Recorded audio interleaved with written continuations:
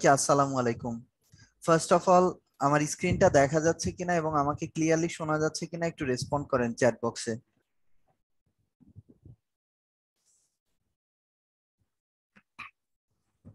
Okay, thank you so much.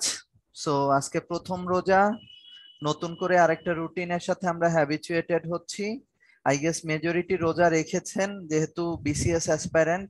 BCS এর যখন journey কেউ শুরু করে তখন আরো ধর্মকর্ম বাড়ায় দেয়। সো রোজা বোধহয় সবাই রাখছেন, রাখেন নাই কেউ আছেন নাকি?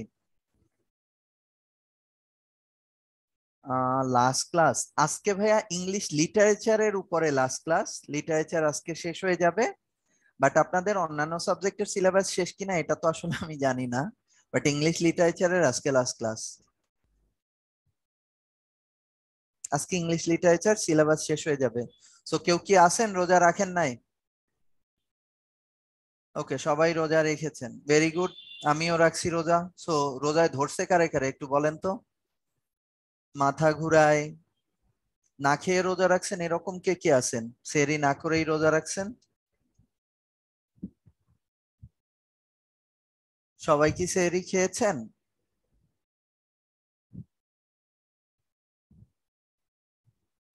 ওকে, সবাই সেহরিও খেয়েছে, খুবই ভালো। সো আমার সিনারিও বলি, আমি হচ্ছে গিয়ে সেহরি না করেই রোজা রেখেছি। সো বুঝতেই পারতেছেন আমার কি পরিমাণ রোজায় ধরছে। সো আসেন, আমাদের টার্গেট থাকবে আজকে উইদিন 2 আওয়ার্স আমরা সিলেবাসটা শেষ করব, এবং যে যে জায়গাগুলো থেকে কোশ্চেন আসতে পারে ঠিক ওই জায়গাগুলোই আমরা একটু ইলাস্ট্রেট করব। ফার্স্ট অফ অল, আজকে হচ্ছে আমরা মডার্ন এবং পোস্ট মডার্ন যে রাইটার্স গুলো আছেন তাদেরকে হচ্ছে গিয়ে আমরা একটু ডিসকাস করব। পাশাপাশি আমেরিকান, আইরিশ, ইন্ডিয়ান বর্ন যদি কোনো রাইটার্স থাকে তাদের নিয়েও একটু ডিসকাস করব, এবং নোটাবেল যদি কোনো ক্রিটিক্স থাকে মনে হয় যে তাদের ডিসকাস করার প্রয়োজন আছে তাদেরকেও করব। এর পাশাপাশি যে রকমের আইরিশ বর্ন রাইটারদের নিয়ে কথা বলা হয়, সিমিলারলি স্কটিশ বর্ন যারা রাইটার আছেন তারাও কিন্তু বিসিএস এর জন্য ইম্পর্টেন্ট। সো যখনই আপনারা রাইটার পড়বেন তখনই স্কটিশকে আইরিশকে এটা হচ্ছে আলাদাভাবে দেখে নেবেন। ফার্স্ট অফ অল, আজকের যে টপিকটা এটা মানে মোরাললেস ইম্পর্টেন্ট। 2 মার্কসের কোশ্চেন এখান থেকে আপনারা কমন পাবেন, এটা ধরে নিতে পারেন। সো প্রথমতই আমরা হচ্ছে যুগ বিভাগটা একটু দেখে নেই। মডার্ন পিরিয়ডটা শুরু হয়েছে 1901-এ এবং 1939-এ এসে মডার্ন পিরিয়ডটা শেষ হয়ে গেছে। 1939-এর পরের যে টাইম লাইনটা এটাকে বলা হয় post modern period. So modern পিরিয়ডের যে টাইম লাইনটা আছে, সেই মডার্ন পিরিয়ডের টাইম লাইনটাকে আবার হচ্ছে গিয়ে দুইটা ভাগে ভাগ করা হয়েছে। এই টাইমটা হচ্ছে পোস্ট মডার্ন পিরিয়ড।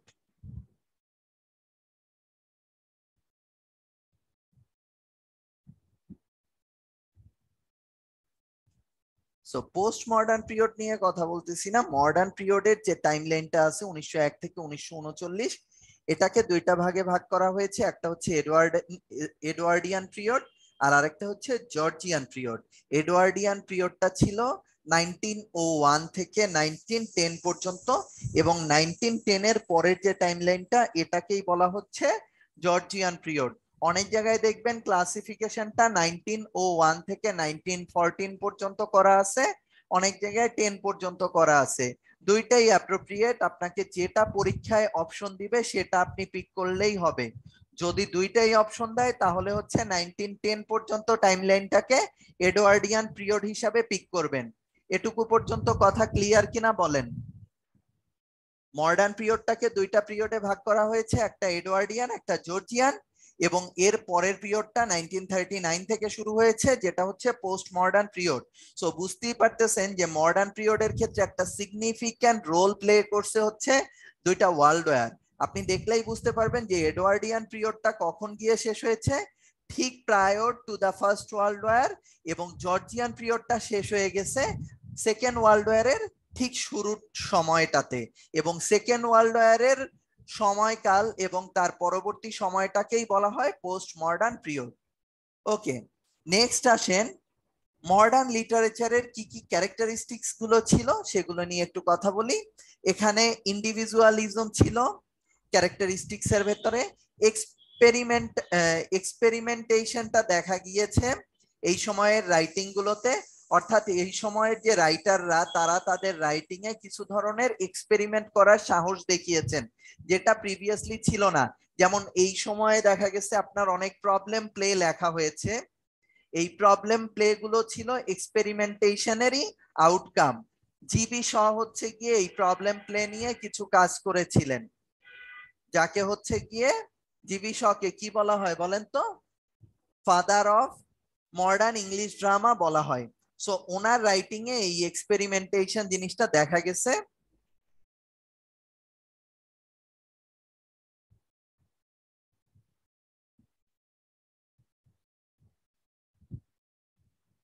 এর বাইরে অ্যাবসার্ডিটি, সিম্বলিজম এবং ফর্মালিজম জিনিসগুলাও হচ্ছে মডার্ন ইংলিশ পিরিয়ডে অনেক বেশি প্রকট ছিল। সিম্বলিজমের ব্যাপারটা কি, ধরেন নেক্সট যখন আমি আপনাদের স্টোরি গুলা হচ্ছে গিয়ে ইলাস্ট্রেট করব অনেক, এর ভেতরে দেখবেন টনি মরিসন একজন রাইটার ছিল। টনি মরিসনের রাইটিং এ হচ্ছে গিয়ে সিম্বলিজম জিনিসটা দেখা গেছে। যেমন যদি গল্পের কথা বলি, ওনার একটা বিখ্যাত রাইটিং ছিল দ্য ব্লুয়েস্ট আইজ। এই দ্য ব্লুয়েস্ট আইজ এই রাইটিংটাতে হচ্ছে গিয়ে উনি সিম্বলিজমের ব্যবহার দেখাইছিল। উনি হচ্ছে গিয়ে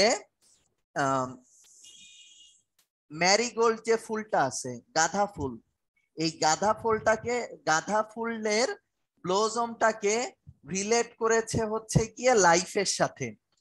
সো এ ধরনের সিম্বলিজম গুলো দেখা গেছে এই সময়ের রাইটিং এ দেখা গেছে, এবং এর পাশাপাশি ফর্মালিজমও দেখা যেত এই সময়ের রাইটিং এ।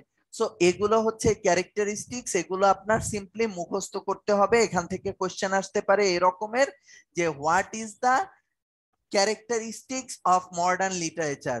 সো সেখানে দেখা গেছে আপনাকে সিম্বলিজম অপশন দিয়ে দিল এবং বাকি তিনটা অপশন দিয়ে দিল এলিজাবেথিয়ান এইজের। সেই ক্ষেত্রে আপনার কিন্তু পিক করতে হবে যে সিম্বলিজমটা হচ্ছে মডার্ন লিটারেচারের ক্যারেক্টারিস্টিক্স। কথা ক্লিয়ার? নেক্সট যে পার্টটা সেটা হচ্ছে কি এই সময়ের যারা ফেমাস রাইটার ছিল তাদের নামের লিস্ট। এখান থেকেও বিসিএস এর কোশ্চেন আসে। কোশ্চেন এভাবে আসতে পারে যে who is modern age writer, নিচে অপশন দিয়ে দিবে একজন মডার্ন এজের এবং বাকি তিনজন হচ্ছে গিয়ে প্রিভিয়াস এজের। সেখান থেকে আপনার পিক করতে হবে যে মডার্ন এজের কে। পাশাপাশি এখান থেকে এরকম কোশ্চেনও আসতে পারে যে হু ইজ আইরিশ রাইটার। সেক্ষেত্রে দেখা গেছে আপনাকে আইরিশ রাইটারের একজন অপশন দিয়ে দিবে এবং বাকি তিনজন দিয়ে দিবে ইংলিশ এবং স্কটিশ রাইটারদের লিস্ট। সো ওখান থেকে ওইভাবে অ্যান্সার পিক করতে হবে। আমি এখান থেকে শুধু মার্ক করে দিচ্ছি যারা ইম্পর্টেন্ট। লরেন্সের লেখা বিসিএস এর জন্য মোটামুটি ইম্পর্টেন্ট, প্রিভিয়াসলি আসছে। বার্নার্ড শ খুব ফেমাস একজন রাইটার হলেও বিসিএস এ ওনার রিলেটেড রাইটিং থেকে খুব কমই আসে, কেন জানি ওনাকে বিসিএস এ অত বেশি প্রায়োরিটি দেয়া হয় না। একই কথা ইয়েটস এর ক্ষেত্রে, ইয়েটস এর লেখাও দেখা গেছে যে অত ইম্পর্টেন্স পায় না, বিসিএস এ আসে বাট অত ইম্পর্টেন্ট না। রুইয়ার্ড কিপলিং এর দুই একটা রাইটিং এর নাম দেখলেই হবে, এর বাইরে কিছু লাগবে না। সেম কথা হচ্ছে এইচ জি ওয়েলস এর ক্ষেত্রে, ওনারও দুই একটা রাইটিং দেখতে পারেন, এর বেশি ইম্পর্টেন্ট না। গ্যালজোর্ডি জাস্ট নামটা জানলেই হবে, ওনার একটা রাইটিং আছে যেটা খুব বিখ্যাত, ওইটা শিখলেই হবে, এর বেশি প্রয়োজন নাই। এডওয়ার্ড মর্গান ফোরস্টার, ওনার জাস্ট নামটা জানলেই হবে যে উনি মডার্ন এজ রাইটার, ওনার নাম থেকে আসার কথা না। ভার্জিনিয়া উলফো একই কথা, খুব একটা ইম্পর্টেন্ট না। বাট জেমস জয়েসের দুইটা রাইটিং ইম্পর্টেন্ট, কিন্তু এই দুইটা রাইটিং এর যদি পারেন ক্যারেক্টারিস্টিক্স গুলা দেখে নিবেন। জেমস জয়েস থেকে প্রিভিয়াসলি অনেক কোশ্চেন এসেছে। বার্ট্রান্ড রাসেল মোটামুটি ইম্পর্টেন্ট, অত ইম্পর্টেন্ট না।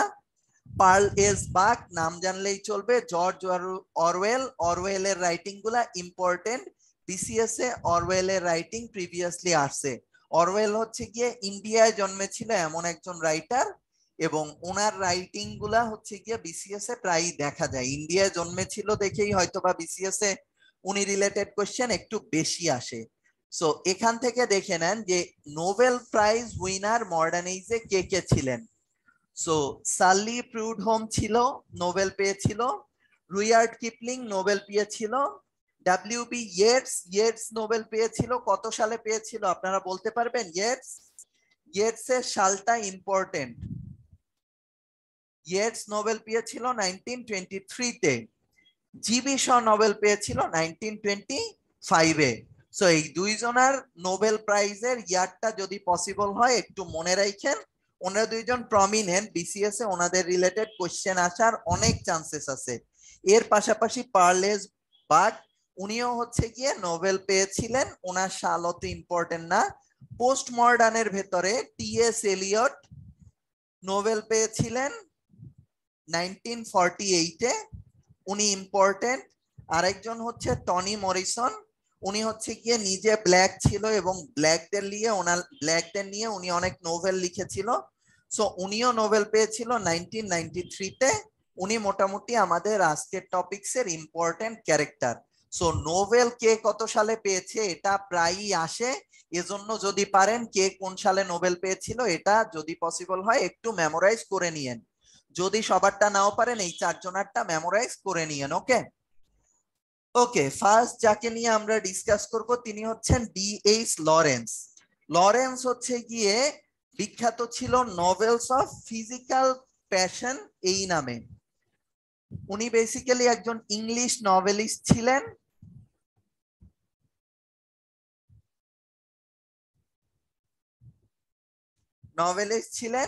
এবং ওনার রাইটিং এ দেখা গেছে লিবিডো বা সেক্সের ব্যাপারটা হচ্ছে গিয়ে খুব ভিভিডলি চলে আসতো। অর্থাৎ সেক্স রিলেটেড যে ব্যাপার স্যাপার গুলো ছিল ওগুলা উনি একদম ডিটেলসে ইলাস্ট্রেট করতো। এজন্য তৎকালীন যারা সাহিত্যিক ছিল তারাও ওনাকে অনেক ক্রিটিসাইজ করছে। সো ওনার যেসব রাইটিং ছিল তার ভেতরে যেগুলো প্রমিনেন্ট, তার ভেতরে সর্বপ্রথম যার নাম আসবে সেটা হচ্ছে সানস অ্যান্ড লাভার্স। এটাকে ওনার অটোবায়োগ্রাফিও বলা হয়ে থাকে।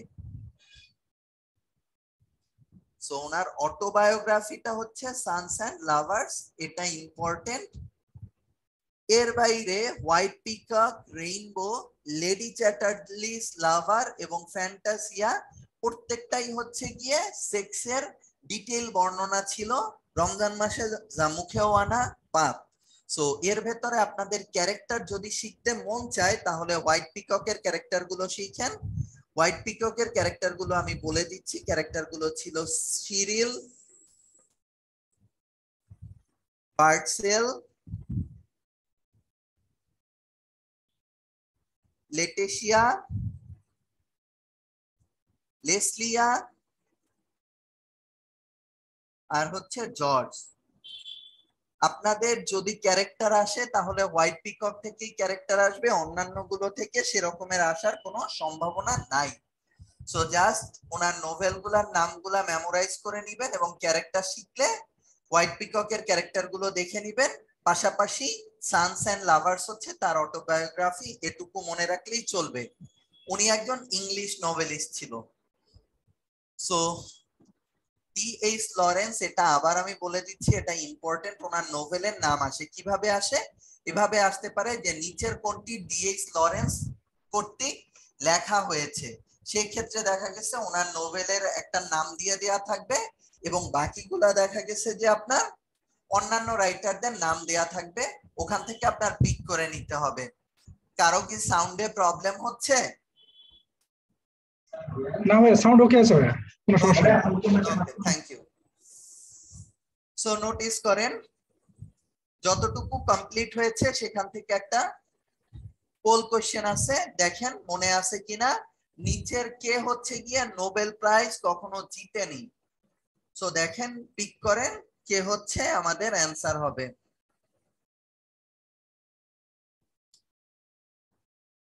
সময় 5 সেকেন্ড, তাড়াতাড়ি অ্যান্সার করে ফেলবেন।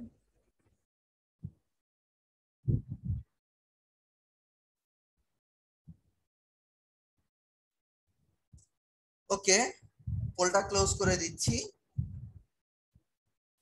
মেজরিটি কারেক্ট অ্যান্সার দিয়েছেন জর্জ এলিয়ট, বাট অনেকে পার্লেস বাক বলতেছেন। দেখেন পার্লেস বাক হচ্ছে লিস্টে ছিল, পার্লেস বাক লাস্ট ক্যারেক্টারটা ছিল, উনিও নোবেল পেয়েছিলেন।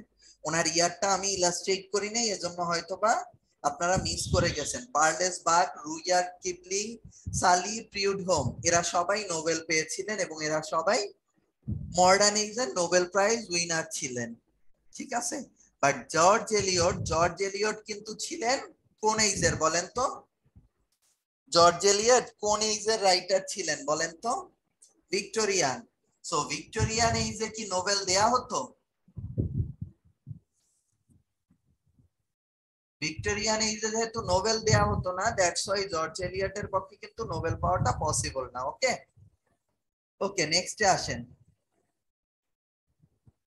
লেডি চ্যাটারলিস লাভার কে লিখছে বলেন? DH Lawrence. দেখেন লরেন্সের রাইটিং গুলায় একটা কমন বৈশিষ্ট্য ছিল। লরেন্সের রাইটিং এ সবসময় দেখা গেছে লেডি বা লাভার এই কথাটা থাকে। এই যে লেডি লাভার এই কথাগুলা থাকে লরেন্সের রাইটিং এ। লরেন্সের নামেও হচ্ছে এল আছে এবং লরেন্সের রাইটিং এও লাভ কথাটা থাকে। যেমন সানস এন্ড লাভার্স। এরপরে আরেকটা রাইটিং ছিল লরেন্সের, উমেন ইন লাভ, সেখানেও লাভ কথাটা আছে। তারপরে লেডি চ্যাটারলি লাভার আছে, সেখানে লাভারের কথা। এরপরে আছে এ মডার্ন লাভার, এখানেও কি লাভার কথাটা উল্লেখ করা আছে। সো লরেন্সের আসলে লাভ কথাটার প্রতি আলাদা একটা প্যাশন ছিল, বা এভাবে মনে রাখতে পারেন লরেন্সের সব রাইটিং এই লাভ জিনিসটা উঠে আসছে। সো ওখান থেকে সবসময় মনে রাখবেন যে লরেন্সের রাইটিং এ লাভ জিনিসটা থাকে। সো এখানে লেডি চ্যাটারলিস লাভার কে লিখেছেন? D H Lawrence. Next one, not written by D H Lawrence, কোনটা বলেন তো? The sun also rises. The sun also rises এটা কে লিখেছিলেন বলেন তো? আজকে পাবেন ওনাকে। ওনার নাম হচ্ছে আর্নেস্ট হেমিংওয়ে।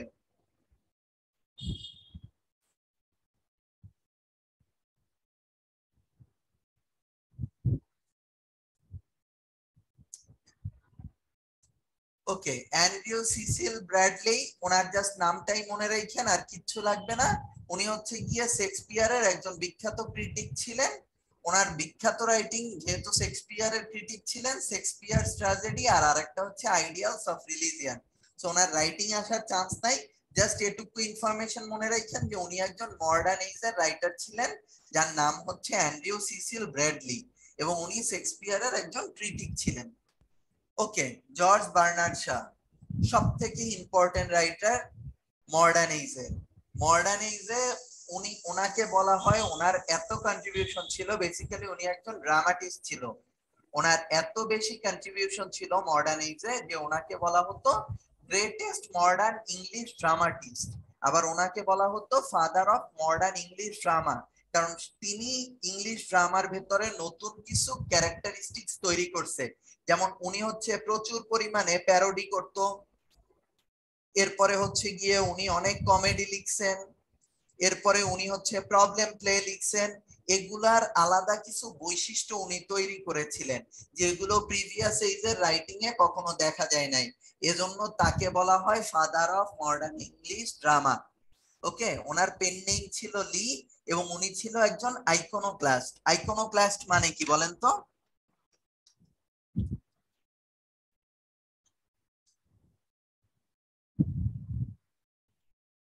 আইকনোক্লাস্ট মানে কি? কেউ পারেন না? এটা তো হওয়ার কথা না।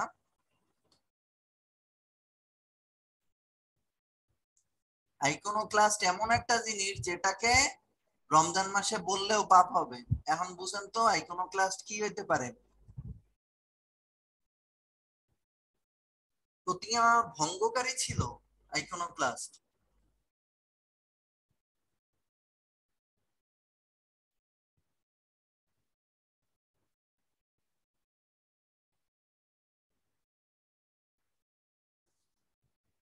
হ্যাঁ, তিনি ছিলেন প্রতিমা ভঙ্গকারী। অর্থাৎ তিনি হচ্ছে গিয়ে মনোথিইজমে বিলিভ করত, এবং তিনি হচ্ছে গিয়ে প্রতিমা দেখলে প্রতিমা ভেঙে ফেলতো, এরকম একটা ক্যারেক্টার ছিল।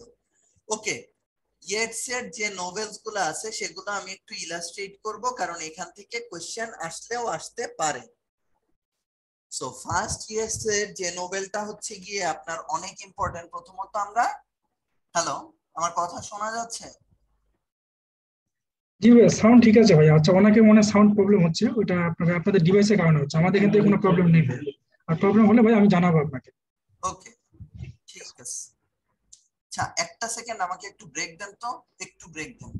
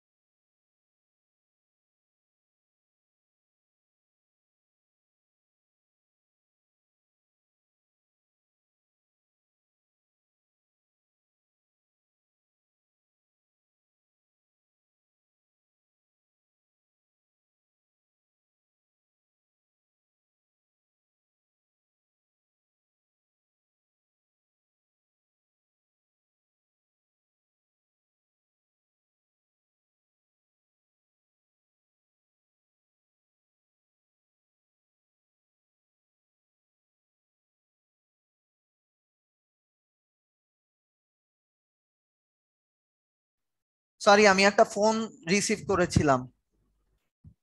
সাউন্ডের কোনো ইস্যুস না, আমি আসলে একটু ছিলাম, ডিসকানেক্টেড ছিলাম। ওকে, সো আমরা হচ্ছে গিয়ে বার্নার্ড শ এর ইলাস্ট্রেশন গুলো দেখবো, ক্যারেক্টার্স গুলো দেখবো। তার আগে একটু দেখে যাই যে বার্নার্ড শ কি কি লিখেছিলেন। বার্নার্ড শ আসলে মানে উনি ওনার লাইফে শুধুমাত্র নোভেলসই লিখছেন, উনি আর কিছুই করে নাই। এবং ওনার হচ্ছে গিয়ে অনেকটা সময় ধরে, ওনার সম্ভবত বার্থ এজ হচ্ছে 1850s এর দিকে এবং মারা গেছিল উনি আপনার 1956 এর দিকে। একটু ক্রস চেক করে দেখেন, এরকমই হবে টাইমলাইনটা, আমি ভুল বলতে পারি, অনেকদিন আগে দেখছি তো।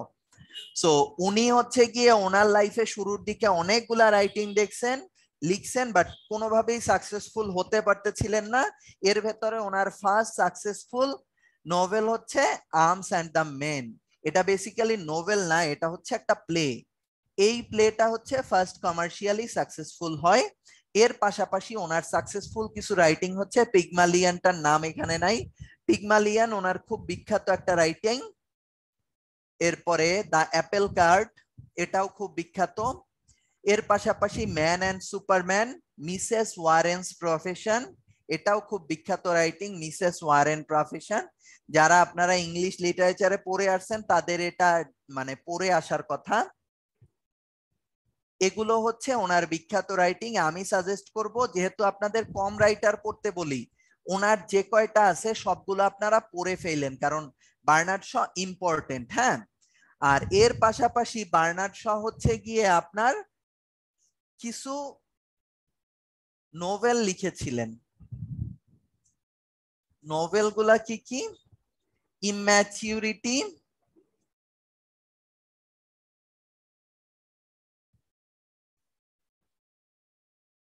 এরপরে অ্যান আনসোশ্যাল সোশ্যালিস্ট,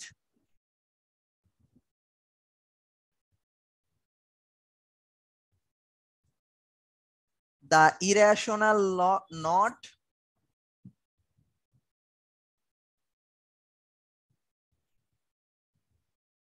এবং আরেকটা হচ্ছে Love Among the Artist.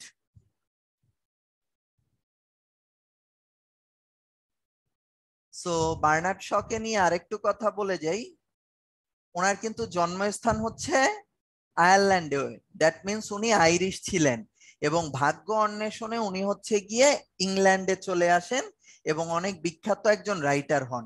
So ওনার চরিত্রের একটা দিক তো আপনারা জানেন যে উনি আইকোনোক্লাস ছিলেন।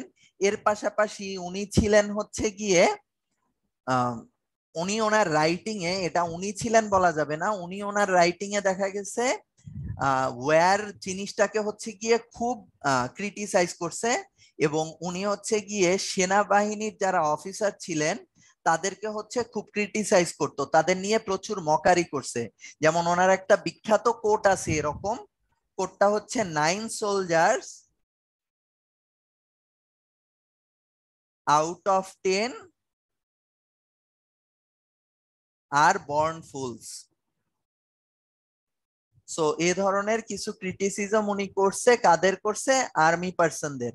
ঠিক আছে, আর একটা জিনিস আছে, উনি হচ্ছে গিয়ে নারীকে অনেক ম্যানিপুলেটিভ হিসাবে উপস্থাপন করছে। অর্থাৎ ওনার রাইটিং এ উনি সবসময় নারী ফিমেল ক্যারেক্টারদের বলছে যে তারা হচ্ছে গিয়ে তাদের প্রয়োজনের জন্য মেল ক্যারেক্টারদের হচ্ছে গিয়ে ম্যানিপুলেট করতে সক্ষম হতো। তো এগুলা আমরা যখন এখন তার বিভিন্ন স্টোরি গুলা ইলাস্ট্রেট করব তখন এগুলা এমনিও আপনারা বুঝতে পারবেন ওনার ক্যারেক্টার গুলো। সো ফার্স্ট ওনার যেটা সব থেকে বিখ্যাত রাইটিং এবং ওনার first commercial success Arms and the man, এটা নিয়ে প্রথম একটু কথা বলি। যদি চান তাহলে ওনার এই যে আমি যে ক্যারেক্টার গুলা বলবো এগুলা যদি কারো টার্গেট থাকে 8-9 এর বেশি তোলার, তাহলে সে শিখতে পারেন। যাদের টার্গেট 8-9 পাবেন তাদের ক্যারেক্টার মনে রাখার প্রয়োজন নাই। ঠিক আছে, সো আর্মস অ্যান্ড দ্য ম্যানে ক্যারেক্টার ছিল কে কে? আর্মস অ্যান্ড দ্য ম্যানে ক্যারেক্টার ছিল রেইনা পেটকফ,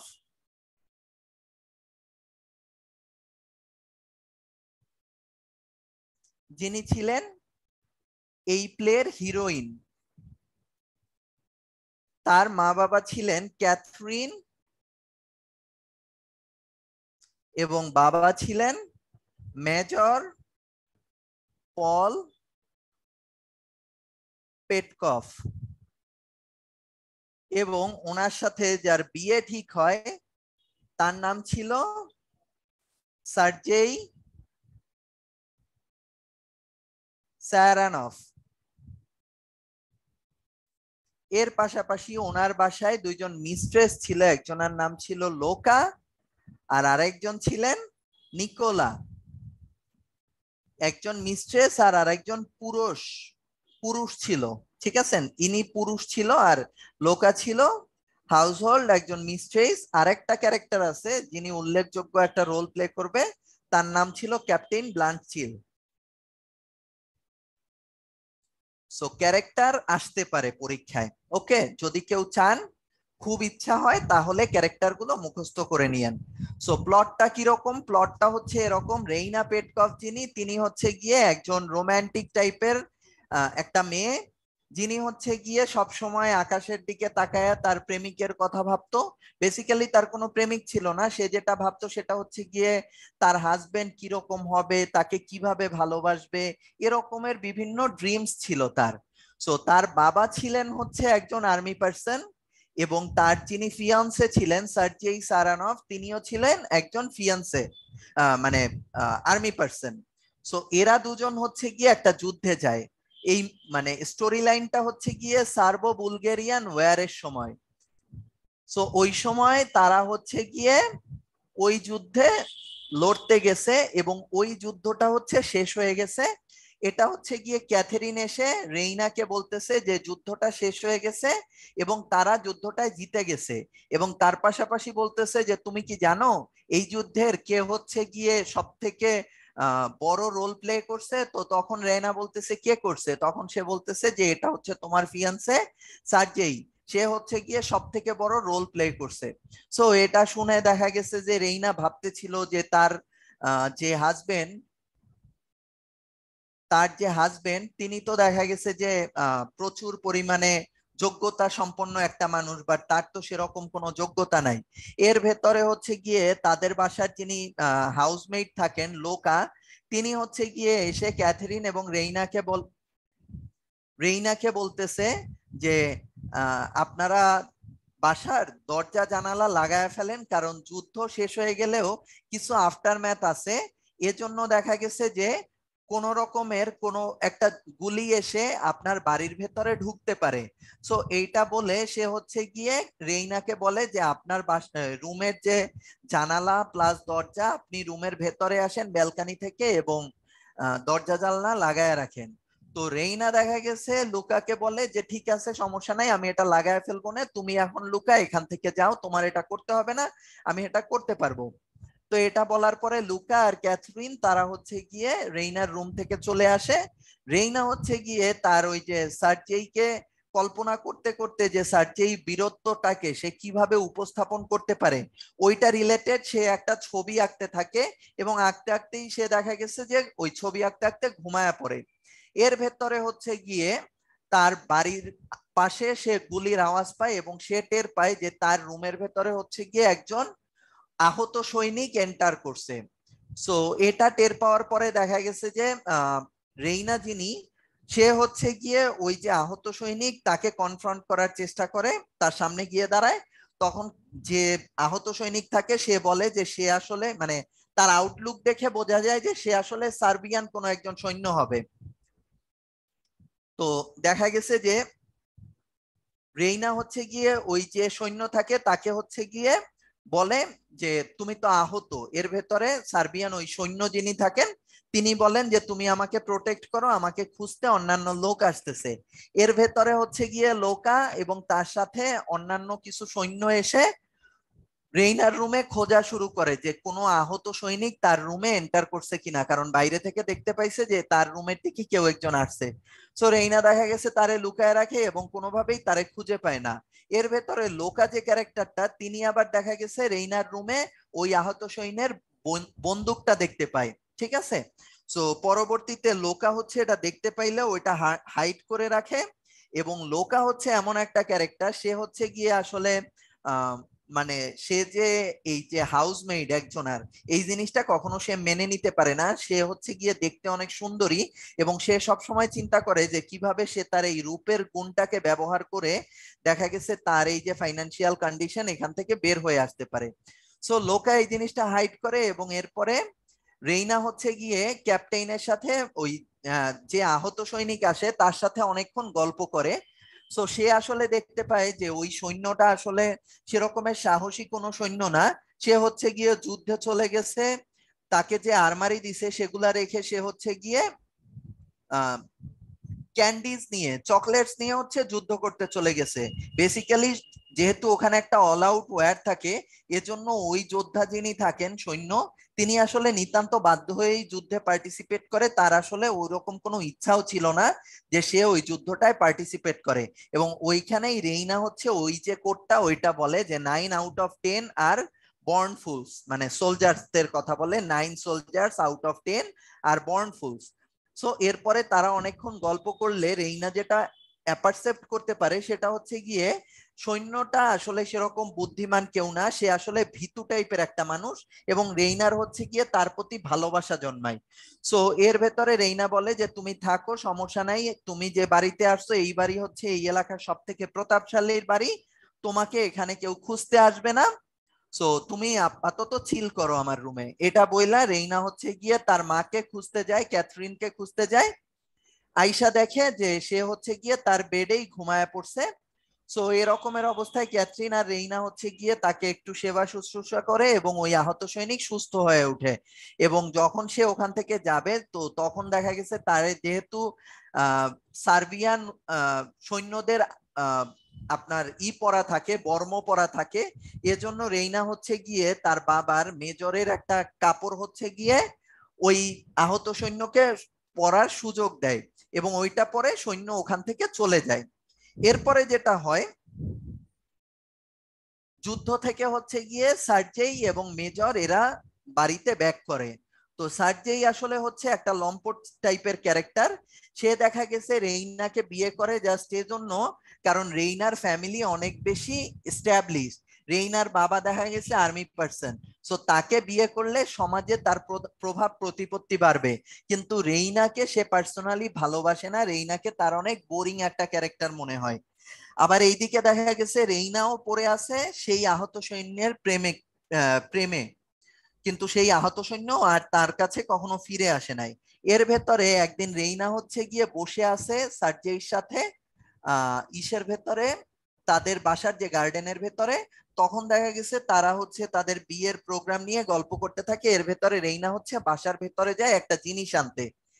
এই সময় হচ্ছে গিয়ে সার্জেই কাউকে না দেখতে পেয়ে লোকা থাকে তার পাশেই, সো লোকার হাত চেপে ধরে এবং তার সাথে হচ্ছে গিয়ে ফষ্টি নষ্টি করার চেষ্টা করে।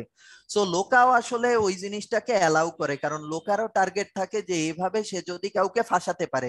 আমি আগেই বলছি যে বার্নার্ড শ এর কিন্তু লেখায় আপনি সব সময় দেখবেন যে ফিমেল ক্যারেক্টার গুলা হয় ম্যানিপুলেটিভ এবং তারা তাদের এই রূপ বা গুণ এগুলা দিয়ে মেলদের দ্বারা যে কোনো কাজ করাতে সক্ষম। এই জিনিসটাই সে সবসময় হচ্ছে গিয়ে তার লেখায় উপস্থাপন করে। সো লোকা হচ্ছে গিয়ে বলে তুমি যে আমাকে ব্যবহার করতেছো তুমি তো আমাকে কখনো বিয়ে করবে না, আমি একটা গরিব মেয়ে।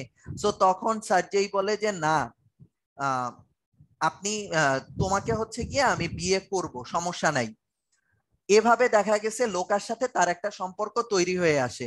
এর ভেতরে রেইনা রেইনাকে হচ্ছে গিয়ে সার্জেই একদিন কনফ্রন্ট করে লোকার কাছ থেকে জেনে যে তোমার বাসায় হচ্ছে গিয়ে যুদ্ধের সময় একজন এসে আশ্রয় নিয়েছিল এবং তোমার সাথে তার হচ্ছে একটা সম্পর্ক ছিল। এটা শোনার পরে রেইনাও হচ্ছে তাকে চ্যালেঞ্জ করে যে আমার কোনো সম্পর্ক নাই কিন্তু তোমার লোকার সাথে একটা সম্পর্ক আছে। এভাবে দুইজনই দুজনরে কনফ্রন্ট করে এবং একটা বিব্রতকর অবস্থার তৈরি হয়। তখন সার্জেই বলে যে আমি আসলে তোমাকে ভালোবাসি না, তোমাকে বিয়ে করারও আমার কোনো ইচ্ছা নাই। এর ভেতরে আবার ওই যে আহত যোদ্ধা উনি হচ্ছে বেসিক্যালি ক্যাপ্টেন ব্ল্যান্ডশেল। সো সে হচ্ছে গিয়ে ওই তার বাবার কোটটা ফেরত দিতে রেইনার কাছে ফেরত চলে আসে এবং সেখানে দেখা গেছে রেইনার বাবা মা তারাও যেহেতু সার্জেই প্রতি আর রেইনার কোনো ভালোবাসা থাকে না, এজন্য ক্যাপ্টেইনের প্রতি ভালোবাসা জন্মানোর কারণে ক্যাপ্টেইনের সাথে রেইনাকে বিয়ে দেওয়ার ব্যাপারে রাজি হয়। অর্থাৎ ফাইনালি রেইনা এবং ক্যাপ্টেইন বিয়ে করে নেয়, আর লোকার সাথে হচ্ছে গিয়ে সার্জেইর বিয়ে হয়ে যায়। এই হচ্ছে গিয়ে স্টোরি লাইন। টোটালটা কি ক্লিয়ার আপনাদের কাছে? আমি একটু বেশি মনে হয় ইলাস্ট্রেট করে ফেলছি, বোর হয়ে গেলে সরি। বেশি ইলাস্ট্রেট করে ফেলছিলাম কি? আচ্ছা, ভালো লাগলে ভালো। আমি আসলে 2, 4, 5টা স্টোরি বলবো, তো এই জন্য একটু বেশি ইলাস্ট্রেট করে ফেলছি। ওকে, আসেন এখান থেকে ক্যারেক্টার আসলে বুঝতে পারছেন না কার কি রোল ছিল? আচ্ছা, একজনের কথা বাদ দিয়েছিলাম, এই নিকোলা।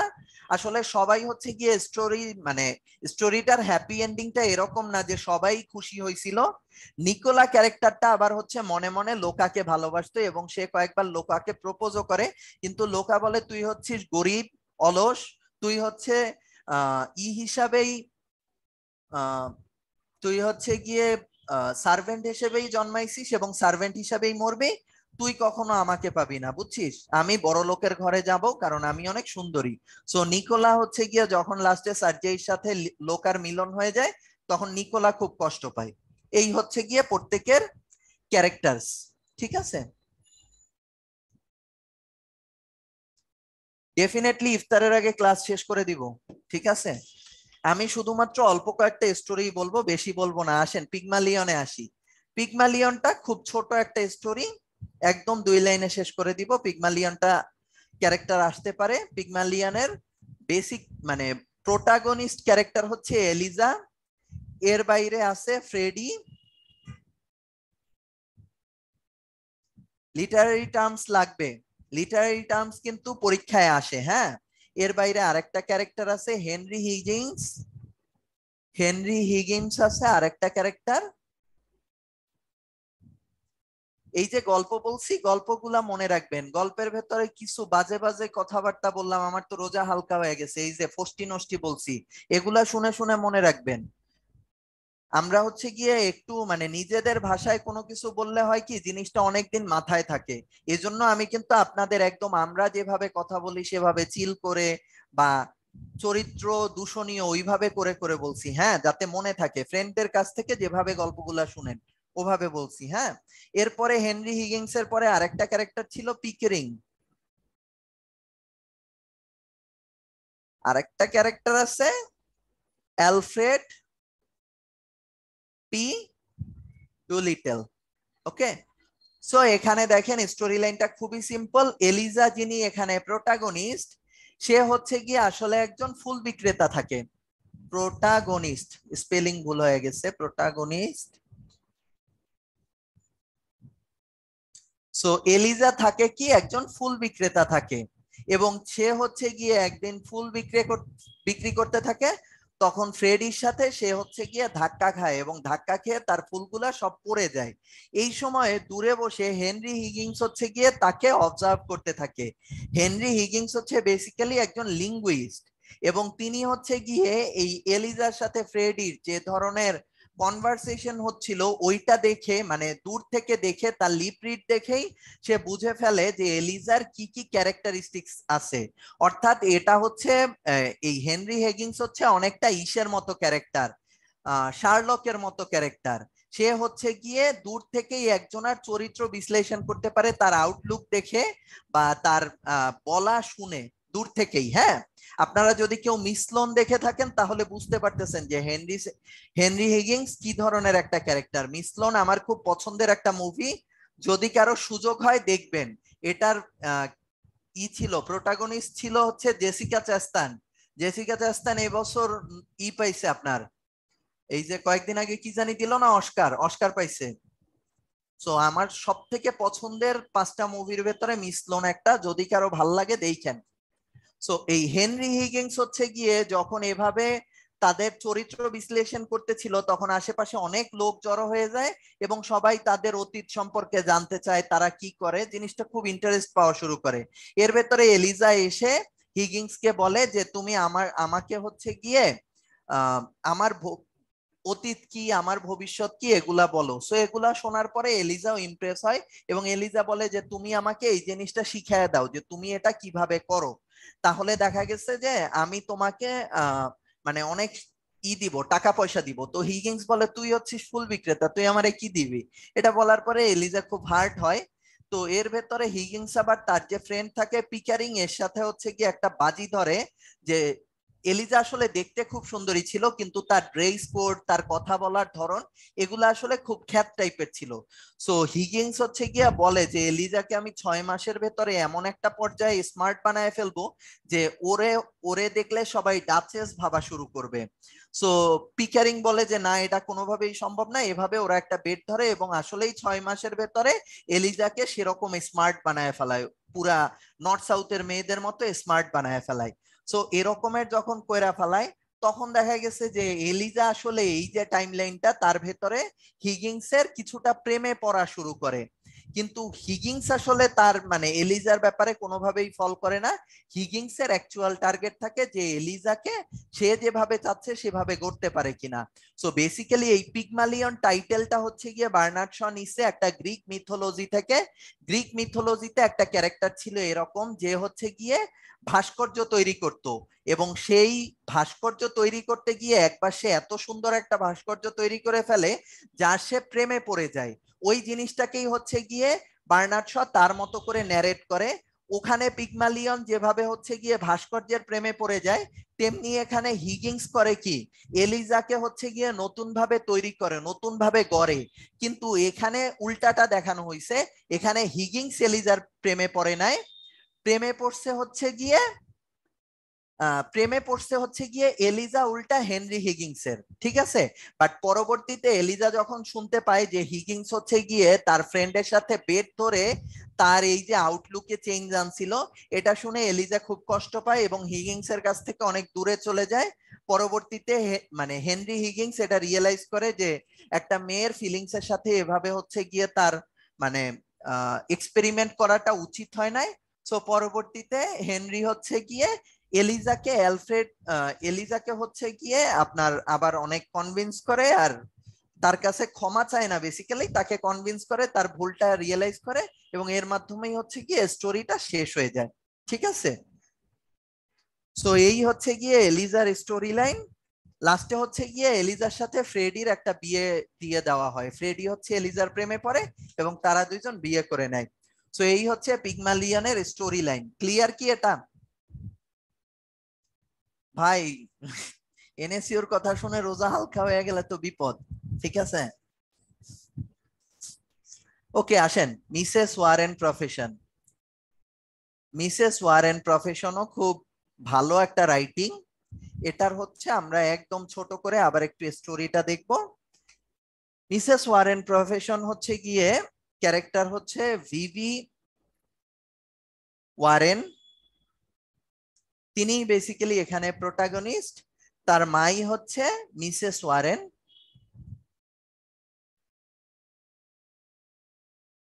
আরেকটা ক্যারেক্টার আছে মিসেস অ্যালিসন। এই মিসেস অ্যালিসনের বাসায় হচ্ছে ভিভি ওয়ারেন থাকতো। আর মিসেস ওয়ারেন হচ্ছে গিয়ে প্রিভিয়াসলি একজন প্রস্টিটিউট ছিলেন এবং এখন হচ্ছে গিয়ে সে হোল ইউরোপ জুড়ে তার ব্রথেলের বিজনেস করে। এই জিনিসটা যেহেতু এত লেন্দি একটা বিজনেস, আসলে শয়ের আমি যে কয়টা রাইটিং পড়ছি শাকের ভাই, সেখানে আমি দেখছি যে সে হ্যাপি এন্ডিংই সবসময় লিখছে, ট্রাজেডি দেখি নাই আমি কখনো। ঠিক আছে, আমি কোনোটাই দেখি নাই, মানে আমি যে কয়টা তার রাইটিং পড়ছি আমি কখনো ট্রাজিক এন্ডিং দেখি নাই। ওকে, সো মিসেস ওয়ারেনের একজন পার্টনার ছিল, পার্টনারের নাম হচ্ছে স্যার জর্জ ক্রফটস। এর পাশাপাশি আরো কিছু ক্যারেক্টার আছে, একটা হচ্ছে ফ্র্যাঙ্ক, একটা হচ্ছে রিভারেন্ড স্যামুয়েল গার্ডনার। এর পাশাপাশি আরেকটা ক্যারেক্টার আছে আন্ট লিজি, আর একটা ক্যারেক্টার আছে প্রুড।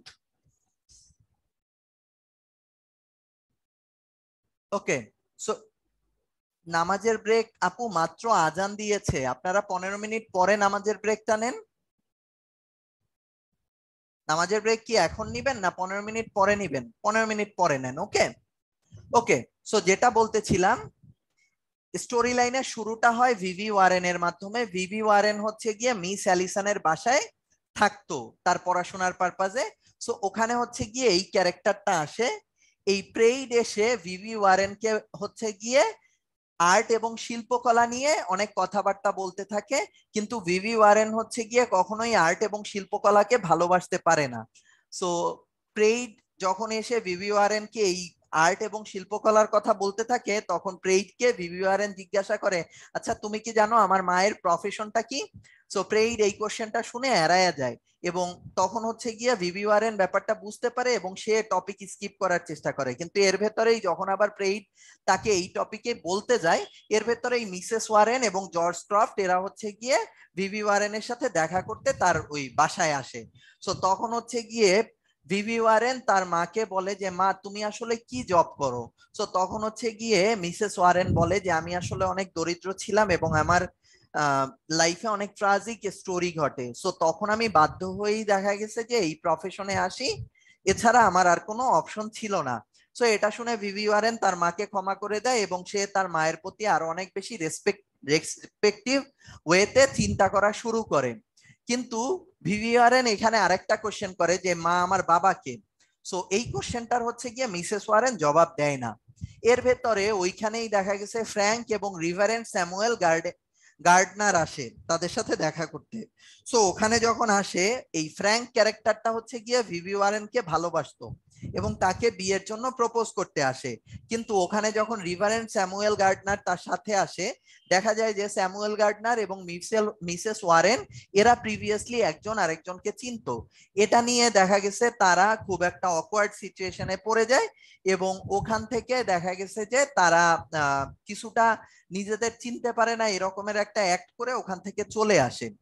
এরপরে দেখা গেছে এই যে স্যার জর্জ ক্রফট যিনি, এটা হচ্ছে গিয়ে আপনারা জানেন যে এক একটা ড্রামা হচ্ছে গিয়ে কয়েকটা অ্যাক্টে হয়।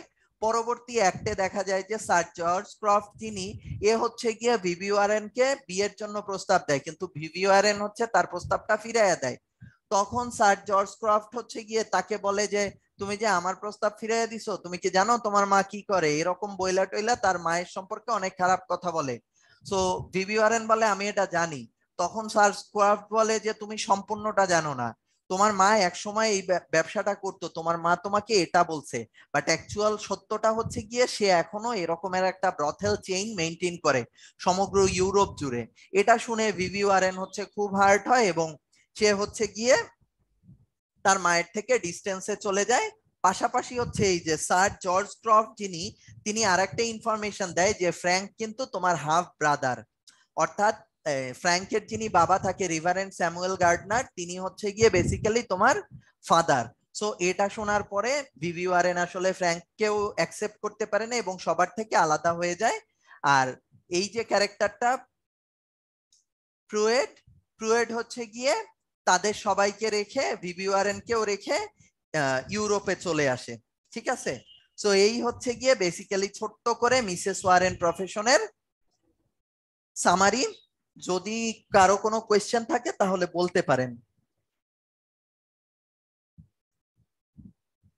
এটা হচ্ছে মিসেস ওয়ারেন প্রফেশনের সামারি। সবাই কি ক্লিয়ার? না হলে বলতে পারেন। একজন ভাইয়া বলতেছিলেন না যে ভাইয়া বার্নার্ড শ কখনো ট্রাজেডি লেখে নাই কিনা?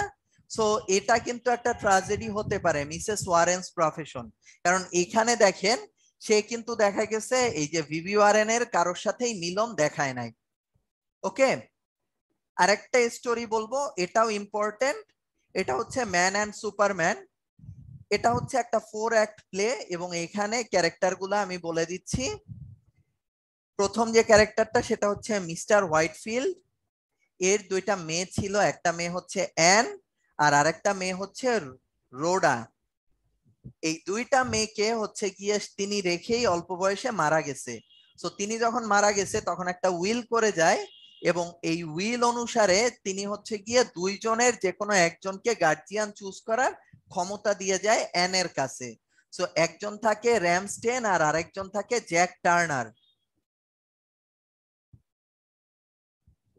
সো অ্যান হচ্ছে গিয়ে এই র্যামস্টেন যিনি থাকে তিনি একটু বৃদ্ধ টাইপের থাকে, আর জ্যাক টার্নার থাকে একজন রেভলিউশনিস্ট।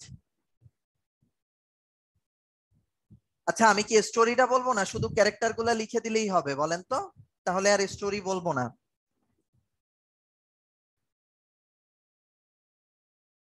ওকে ওকে, স্টোরিটা তাহলে আবার একটু বলি। অ্যান হচ্ছে গিয়ে দুইজন গার্ডিয়ানের একজনকে চুজ করতে পারতো, তার ভেতরে হচ্ছে র্যামসডেন থাকে বৃদ্ধ আর জ্যাক ট্যানার থাকে একজন রেভলিউশনিস্ট। সো অ্যান হচ্ছে জ্যাক ট্যানারের এই রেভলিউশনারি আইডিয়া শুনে তার প্রেমে পড়া শুরু করে, কিন্তু তারপরও সে গার্ডিয়ান হিসাবে দুজনকেই চুজ করে। সো এই দুইজনই আবার চাচ্ছিল যে অ্যানের বিয়ে হয়ে যাক তাড়াতাড়ি। এর ভেতরে জ্যাক বুঝতে পারে যে অ্যান তার প্রতি ভালোবাসা অনুভব করা শুরু করছে। তখন জ্যাক করে কি, তার কাছ থেকে দূরে চলে যাওয়ার জন্য আপনার একটা জার্নিতে রওনা করে। সো যখন জার্নিতে রওনা করে তখন আবার জ্যাক হচ্ছে গিয়ে আপনার ডাকাতদের কবলে পড়ে। ডাকাতদের কবলে যখন পড়ে তখন হচ্ছে গিয়ে ডাকাতদের কবলে পড়লে সে ভয়ে হুঁশ হারায় ফেলায়, এবং তখন হচ্ছে গিয়ে সে একটা স্বপ্ন দেখে স্বপ্নের ভেতরে তিনি দেখে যে তিনি ডন জুয়ান হয়ে গেছেন। ডন হুয়ান হয়ে গেছেন, ডন জুয়ান বলা যাবে না, এটা ডন হুয়ান, উচ্চারণটা হচ্ছে গিয়ে ডন হুয়ান। সো এই ডন হুয়ানটা কি, কারো কি মনে আছে ডন হুয়ানের কথা?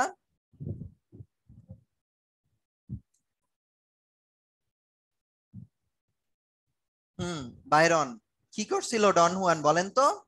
ডন হুয়ান হচ্ছে গিয়ে প্রচুর মেয়েদের মানে মেয়ে ঘেঁষা টাইপের একটা ক্যারেক্টার থাকে।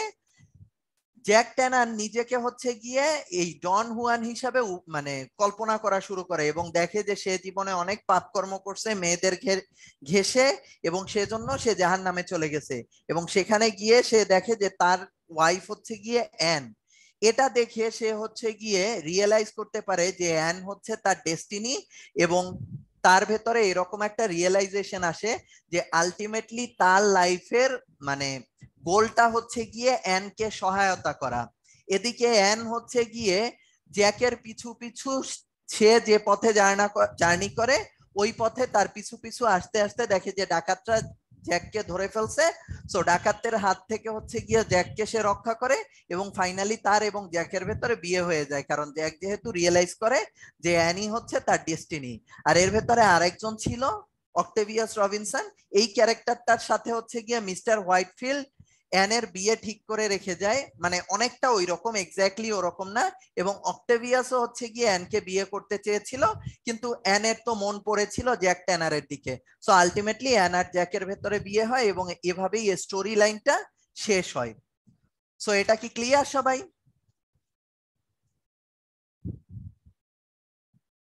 ওকে। সো এইগুলা হচ্ছে গিয়ে যদি আপনারা ক্যারেক্টার শিখতে চান তাহলে এই ক্যারেক্টার গুলা আপনারা শিখে নিয়েন, এর বাইরে পরীক্ষায় আসার কোনো চান্সেস নাই। যদি আপনারা কারো কোড শেখার ব্যাপারে ইন্টারেস্টেড হন তাহলে আমি আপনাদের হাইলি সাজেস্ট করব যে আপনারা জি বিষয়ের কোর্স শিখেন, কারণ জি বিষয়ের কোর্স ইম্পর্টেন্ট, অর্থাৎ মডার্ন যুগের যারা আছে তাদের ভেতরে জি বিষয়ের কোর্স সব থেকে ইম্পর্টেন্ট। সো এগুলা নিজেরা পড়ে নিয়েন, এগুলা আসলে আমার বলার কিছুই নাই। আসেন এখানে কিছু কোশ্চেন আছে, বুঝতেই পারতেছেন আইডিয়ালস অফ রিলিজিয়ান কার লেখা? একটু আগে যারা নিয়ে ডিটেইলে আলোচনা করছি তারই লেখা হওয়ার কথা ছিল, কিন্তু এটা তার লেখা না, এটা হচ্ছে এসি ব্র্যাডলির লেখা। জিবি শ কি ছিলেন বলেন তো, এই কোশ্চেনটার অ্যান্সার দেন। জিবি শ একজন ড্রামাটিস্ট ছিলেন। ওকে, নেক্সট কে আছে? William Butler Yeats. William Butler Yeats কে পড়ানোর পরে আমরা হচ্ছে নামাজের ব্রেকে যাব। সো আসেন, উইলিয়াম বাটলার ইয়েটস তিনি কোন দেশি ছিলেন? প্রথমত ইয়েটসও ছিলেন কোন দেশি বলেন তো? আইরিশ। এবং উনি হচ্ছে 1923-তে নোবেল পেয়েছিল। ও এখানে লিখেই দেয়া আছে না, আমি দেখতে পাইনি। ওকে, সো উনি 1923-তে নোবেল পেয়েছে। উনি বেসিক্যালি পপুলার ছিল একজন পোয়েট হিসাবে, পাশাপাশি উনি কিছু ড্রামাও লিখেছিলেন। সো ওনার বিখ্যাত রাইটিং কি কি? ওনার বিখ্যাত রাইটিং হচ্ছে লেডা অ্যান্ড দ্য সোয়ান। আপনাদের শীটে নাই, আমি লিখে দিচ্ছি, লেডা অ্যান্ড দ্য সোয়ান। এটা হচ্ছে ওনার বিখ্যাত একটা পোয়েম। এর পাশাপাশি ওনার বিখ্যাত রাইটিং হচ্ছে sail to Byzantium. Sail two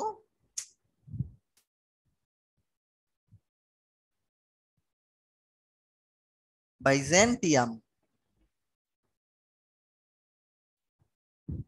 তারপরে বিখ্যাত রাইটিং হচ্ছে দ্য ওয়াইল্ড সোয়ানস এট কোল।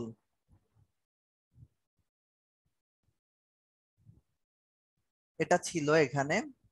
তারপরেরটা হচ্ছে দ্য লেক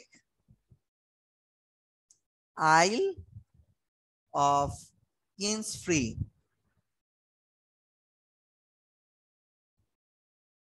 এর বাইরে তিনি লিখেছিলেন Easter 1916।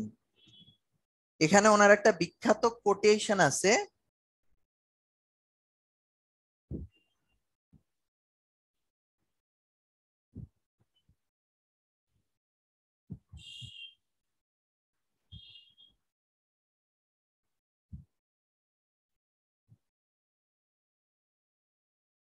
all changed utterly.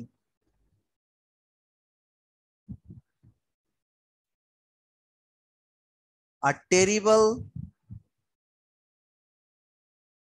beauty is born. এই কোটেশনটা ইম্পর্টেন্ট, হ্যাঁ, এই জন্য লিখে দিলাম, যদি পারেন মনে রাখেন। এর পাশাপাশি তিনি লিখেছেন The Tower, The Winding star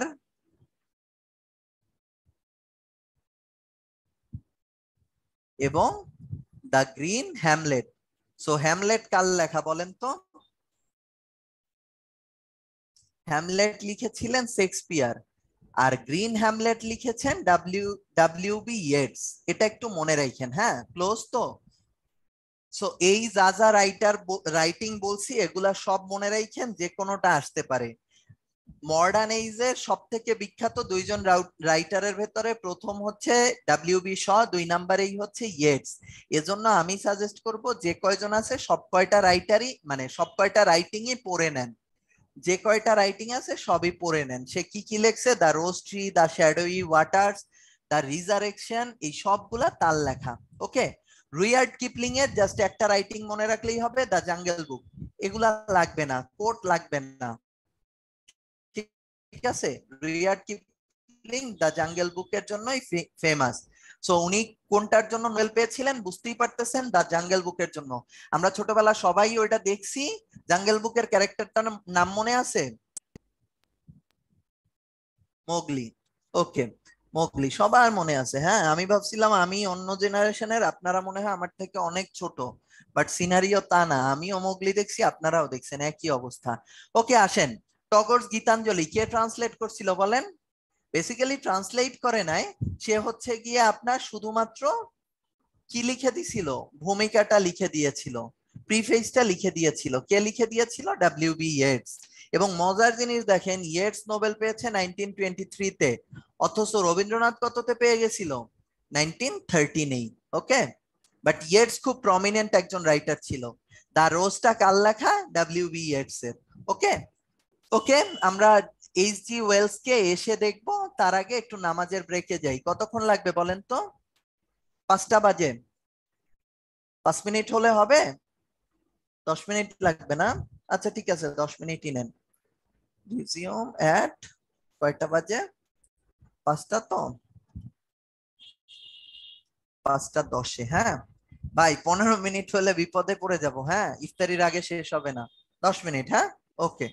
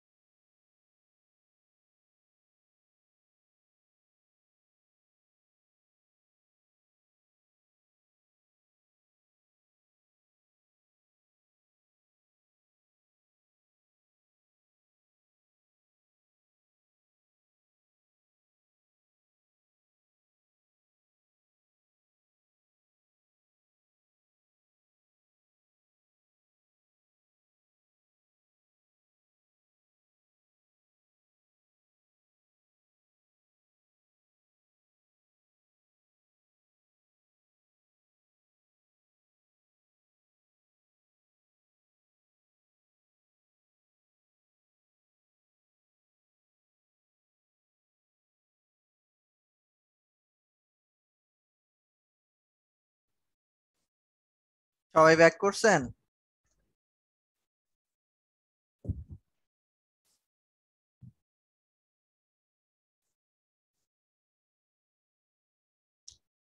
ওকে, আমরা এইচ.জি. ওয়েলস নিয়ে কথা বলছিলাম। এইচ.জি. ওয়েলস এর হচ্ছে গিয়ে রাইটিং এ কিছুটা সায়েন্স ফিকশন দেখা যেত, এবং ওনার সব থেকে বিখ্যাত রাইটিং হচ্ছে time machine, the invisible man, the war of the worlds. এই তিনটা মনে রাখলেই চলবে, ঠিক আছে? ওনার কোটেশন ইম্পর্টেন্ট না, যদি কেউ অনেক বেশি টার্গেট করেন ইংলিশ লিটারেচারে তাহলে পড়তে পারেন। সো এইচ.জি. ওয়েলস এর সব থেকে জগৎ বিখ্যাত রাইটিং হচ্ছে গিয়ে টাইম মেশিন। কনসেপ্টটা বুঝতেই পারতেছেন যে টাইমের থ্রুতে হচ্ছে গিয়ে পাস্ট বা ফিউচার এরকমের একটা টাইমে হচ্ছে গিয়ে যিনি প্রোটাগনিস্ট উনি চলে আসে, এবং ওই জিনিসটাই হচ্ছে গিয়ে স্টোরি লাইনের প্লটটা ছিল। এরপরে দ্য ইনভিজিবল ম্যানের কনসেপ্টটাও বুঝতে পারতেছেন, সায়েন্স ফিকশন একইভাবে মিস্টার ইন্ডিয়া টাইপের একটা কনসেপ্ট ছিল। সো এইচ.জি. ওয়েলস এর রাইটিং এ আমরা ওই যে সায়েন্স ফিকশনের ব্যাপারগুলো ওগুলা দেখতে পারি। দুই তিনটা রাইটিং এর নাম মনে রাখলেই চলবে। আর্নল্ড বেনেট ইম্পর্টেন্ট না, জাস্ট ওনার নামটা জানলেই হবে। যদি কারো মন চায় তাহলে শিখেন, ঠিক আছে? ইম্পর্টেন্ট না, আসে না। Who said history is a race between education and catastrophe? এটা স্কিপ করে যাইতে বলছিলাম। এইচ.জি. ওয়েলস উনি বলছিল এই জিনিসটা, history is a race between education and catastrophe. আর দিস টোয়েন এটা হচ্ছে গিয়ে আর্নল্ড বেনেটের লেখা। ইম্পর্টেন্ট না ওরকম। জনস গ্যালজোর্টিও ইম্পর্টেন্ট না, বাট ওনার একটা রাইটিং ইম্পর্টেন্ট, সেটা হচ্ছে দ্য সিলভার বক্স। এটাকেই বাংলায় আবার একজন রূপার কৌটা নামে ট্রান্সলেট করছিল। কে করছিল বলেন তো? মানে সিলভার বক্স যে রাইটিংটা, এই স্টোরি লাইনটা ব্যবহার করে ট্রান্সলেট করানো হয়েছিল, মুনির চৌধুরী করছিল, ঠিক আছে? ওকে, সো এই একটাই ইম্পর্টেন্ট, যেহেতু একটা রিলেশন আছে, বুঝতেই পারতেছেন। হ্যাঁ, জন মিলিংটন সিন্স উনি বিখ্যাত একজন ড্রামাটিস্ট, ফেমাস ড্রামাটিস্ট। ওনার রাইটিং গুলা যদি চান শিখেন। তার ভেতরে যেটা সব থেকে বেশি ইম্পর্টেন্ট, যেটা প্রিভিয়াসলি আসছে, সেটা হচ্ছে রাইডার্স অফ দ্য সি। এই একটা রাইটিং ওনার নামটা আসে, যে who wrote Riders of the sea, এই জিনিসটা আসে মাঝে মাঝে, ঠিক আছে? ফোরস্টার, ফোরস্টারের রাইটিং এর সাথে আপনার ইন্ডিয়ার একটা রিলেশন আছে। দেখেন, এ প্যাসেজ টু ইন্ডিয়া, ফোরস্টারের লেখা। উনি একজন মোরাল নোবেলিস্ট ছিলেন। এর বাইরে ওনার বিখ্যাত রাইটিং হচ্ছে লংগেস্ট জার্নি এবং হোয়ার অ্যাঞ্জেলস ফিয়ার টু ট্রেড। এই তিনটা হচ্ছে ওনার খুব বিখ্যাত রাইটিং, ঠিক আছে? রাইডার্স অফ দ্য সি, দেখেন একটা কোশ্চেন চলে আসছে, একজন এটার অ্যান্সার দিয়েছিলেন। দেখি এখানে কয়জন পারেন। একজন অলরেডি বক্সে দিয়েছিলেন অ্যান্সার, নুসাইবা দিয়েছিলেন। এটা প্রিভিয়াস ইয়ারের কোশ্চেন, পারার কথা।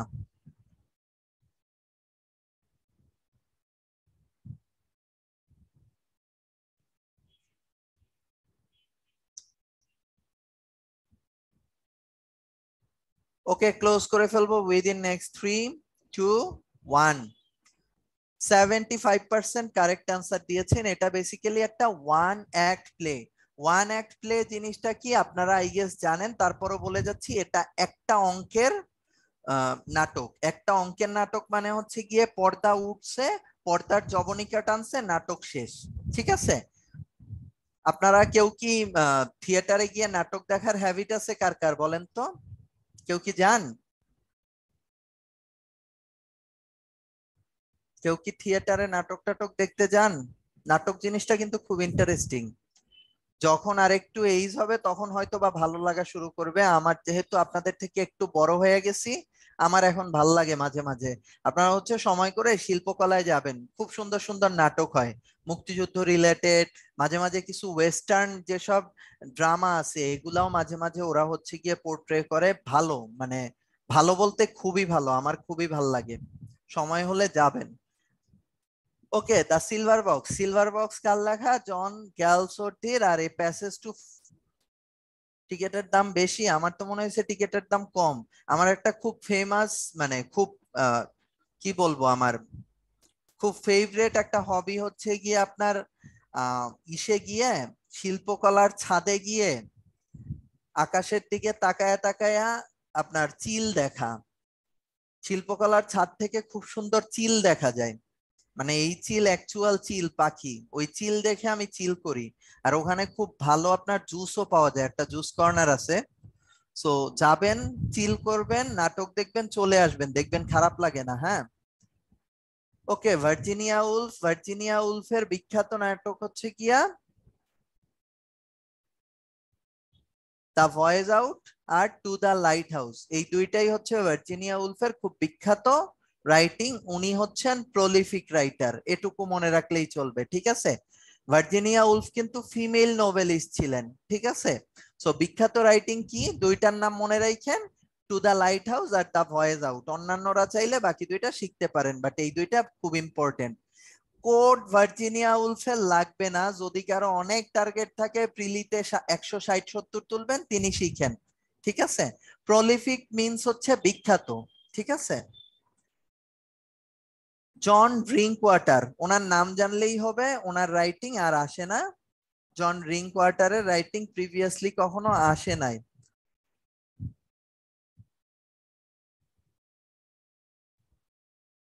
নেক্সট হচ্ছে Robert Brook, Rupert Brooke. Rupert ব্রুকও জাস্ট নাম জানলেই চলবে। লিটন স্ট্র্যাটেজি, উনিও নাম জানলেই চলবে। এনাদের রাইটিং আসে না, সর্বোচ্চ আসতে পারে হু among the option is not a modern period writer. সেখানে দেখবেন এরা যেহেতু একটু কম প্রমিনেন্ট, এদের নাম একজন আর সেট করে দিবে যাতে আপনাকে মানে কনফিউজ করতে পারে। সো আপনারা জাস্ট নামটা জেনে রাখেন, দ্যাট উড বি এনাফ, ঠিক আছে, এর বেশি আসে না। সো দ্য ভয়েস আউট কার লেখা বলেন তো? ভয়েস আউট হচ্ছে ভার্জিনিয়া উলফের।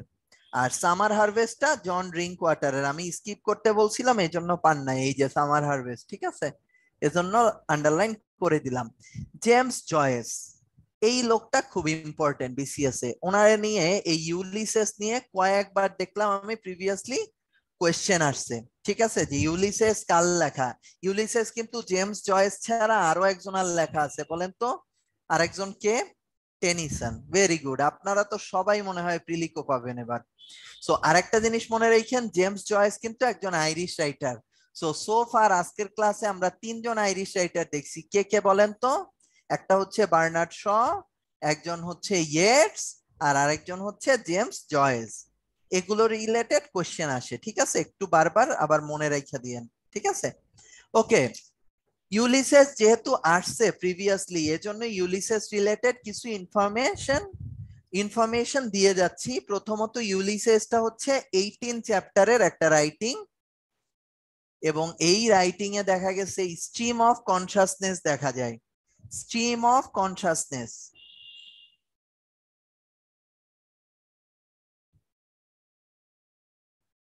এটা পাবলিশ হয়েছিল 1904 এ। ওকে, 18টা চ্যাপ্টারে জিনিসটা পাবলিশ হয়েছিল। সো স্টোরি লাইনটা শুরু হয় মার্শেলো টাওয়ার থেকে। এটার স্টোরি লাইন অনেক লেন্দি, স্টোরি লাইনে যাব না, কিছু ক্যারেক্টার আছে, ক্যারেক্টারস গুলো একটু বলে যাচ্ছি। প্রথম ক্যারেক্টারটা হচ্ছে, যিনি প্রটাগনিস্ট, উনি হচ্ছে স্টিফেন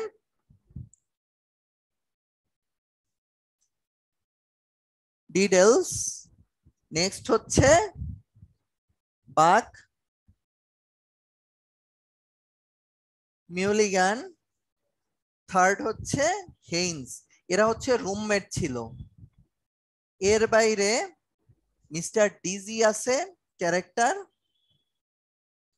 ইম্পর্টেন্ট। মিস্টার ব্লুম আছে, মলি ব্লুম আছে,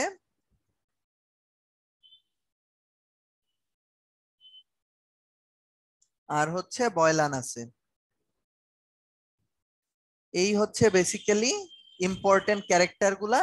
যেহেতু ইউলিসেস থেকে বারবার কোশ্চেন আসে, এজন্য যদি পারেন ক্যারেক্টার গুলা একটু শিখে নিয়েন। হ্যাঁ, এবং স্ট্রিম অফ কনসাসনেস এর দেখা পাওয়া যায় ইউলিসেসে।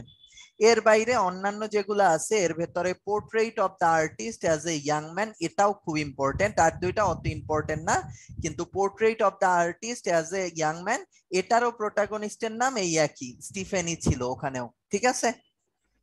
বার্ট্রান্ড রাসেলের লেখা যারা দেখা গেছে আপনার নীলক্ষেতে প্রচুর বই পড়ার অভ্যাস আছে, তারা বার্ট্রান্ড রাসেলের লেখা অলরেডি পড়ে ফেলছেন আই গেস। ওনার রাইটিং গুলা হচ্ছে অনেকটা প্রবন্ধ টাইপের, এবং উনি হচ্ছে গিয়ে কোশ্চেন তুলে যে কোনো একটা জিনিস, যে জিনিসটা অনেক বেশি আমাদের কাছে ক্লিশে মনে হয়, যেটা অনেক বেশি নর্মাল মনে হয়, সেই জিনিসটাই হচ্ছে বার্ট্রান্ড রাসেল আবার কোশ্চেন তুলে। উনি হচ্ছে অনেক ফিলোসফিক্যাল স্ট্যান্ডার্ডের রাইটিং লেখে। ওনার রাইটিং অনেকটা প্রবন্ধের মতো, নামগুলা দেখলে বুঝতে পারবেন। Why I am not a Christian, কেন আমি ক্রিশ্চিয়ান না, থিওরি অফ নলেজ, কিভাবে জ্ঞানের সৃষ্টি হয়েছে, এইগুলা হচ্ছে ওনার রাইটিং এর নাম, বুঝতেই পারতেছেন। ওনার কোটেশন গুলা ইম্পর্টেন্ট, কারণ উনি ফিলোসফি লিখেছেন, অনেক বেশি ফিলোসফি ওনার রাইটিং এ দেখা গেছে। দর্শন, আচ্ছা দর্শনের বানানে বলেন তো, মূর্ধন্য না দন্তন্য?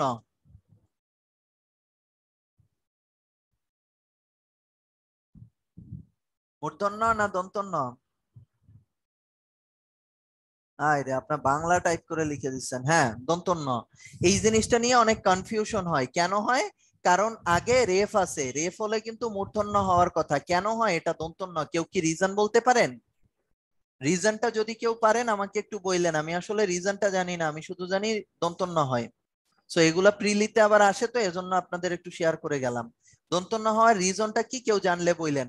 ওকে, ওনার কোটেশন গুলা দেখেন। There are two motives for reading a book, one that you enjoy it, the other that you can boast about it. So উনি বলছে বই পড়ার দুইটা উদ্দেশ্য হতে পারে, এক হচ্ছে কি আপনি কিছু এনজয় করবেন, আর আরেকটা হচ্ছে আপনি এটা নিয়ে গর্ব করবেন। ডেফিনেটলি বই পড়াটা একটা গর্ব করার মতো ব্যাপার। নেক্সট বলছে do not fear to be eccentric in opinion. Opinion দেওয়ার ব্যাপারে সবার সাথে একরকমই দিতে হবে সেরকম না, আপনি একটু অদ্ভুত রকম অপিনিয়নও দিতে পারেন। বলেন তো অদ্ভুত বানানে কি রস্যু না দীর্ঘ?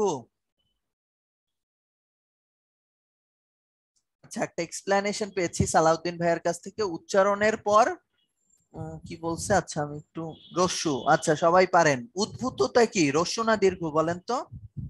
উদ্ভূত উচ্চারণ স এর পর ন হয়, রেফের পর উচ্চারণ হয়েছে তাই মনে হচ্ছে না, এটা রিজন না ভাইয়া, এটা রিজন না। উদ্ভূততে কিন্তু দীর্ঘ, কিন্তু অদ্ভুতে রস্যু, উদ্ভূতে দীর্ঘ আর অদ্ভুত রস্যু। সো এই এক্সেন্ট্রিক মানে কি, এক্সেন্ট্রিক মানে আপনি অন্যদের থেকে একটু অদ্ভুত টাইপের কিছু একটা কল্পনা করেও যদি চান অপিনিয়ন দিতে পারেন। কি জন্য? For every opinion now accepted was once eccentric. আপনারা এটা খুব ভালোভাবেই জানেন যে আজকে যে জিনিসটাকে আপনারা নর্মাল বলতেছেন, সেই জিনিসটাই কিন্তু কখনো কখনো গিয়ে অ্যাবনর্মাল ছিল। যেমন পৃথিবী সূর্যের চারদিকে ঘুরে, এই জিনিসটা বইলা মানুষ কিন্তু আগুনেও পুড়ছে, ঠিক আছে? এরপরে দেখেন, of all forms of caution, caution in love is perhaps the most fatal of true happiness. So এটা বইলা কিসে উদ্বুদ্ধ করছে সে, বুঝতে পারতেছেন? এই যে কথাটা বলছে, এটা বইলা সে আসলে কি জিনিস বুঝাইতে চাইছে? সে বুঝাইতে চাইছে যে ভালোবাসায় পাগলামি থাকাটা জরুরি। দেখেন কি বলছে, যে যত রকম সতর্কতা আমরা অবলম্বন করি, তার ভেতরে ভালোবাসার ক্ষেত্রে কি, ভালোবাসার ক্ষেত্রে সতর্কতা অবলম্বন করাটা হচ্ছে গিয়ে অ্যাকচুয়াল হ্যাপিনেস অর্জন করার ক্ষেত্রে সব থেকে বিপদগ্রস্ত একটা পদক্ষেপ। তার মানে ভালোবাসা কখনো ক্যালকুলেশন করে করা যাবে না। কেউ বিসিএস ক্যাডার হইলেই তারে বিয়ে করতে হবে, কথা নাই। ভালোবাসা কিন্তু সত্য এবং পবিত্র একটা জিনিস। সো এখন যার যে আছে গার্লফ্রেন্ড বয়ফ্রেন্ড, তারাই কিন্তু বিয়ে করেন, ক্যাডার হয়ে আবার পোল্টি নিয়েন না, হ্যাঁ। Why I am not a Christian, কে লিখছে বলেন? পোল চালায় দিচ্ছি, অ্যান্সার করে দেন।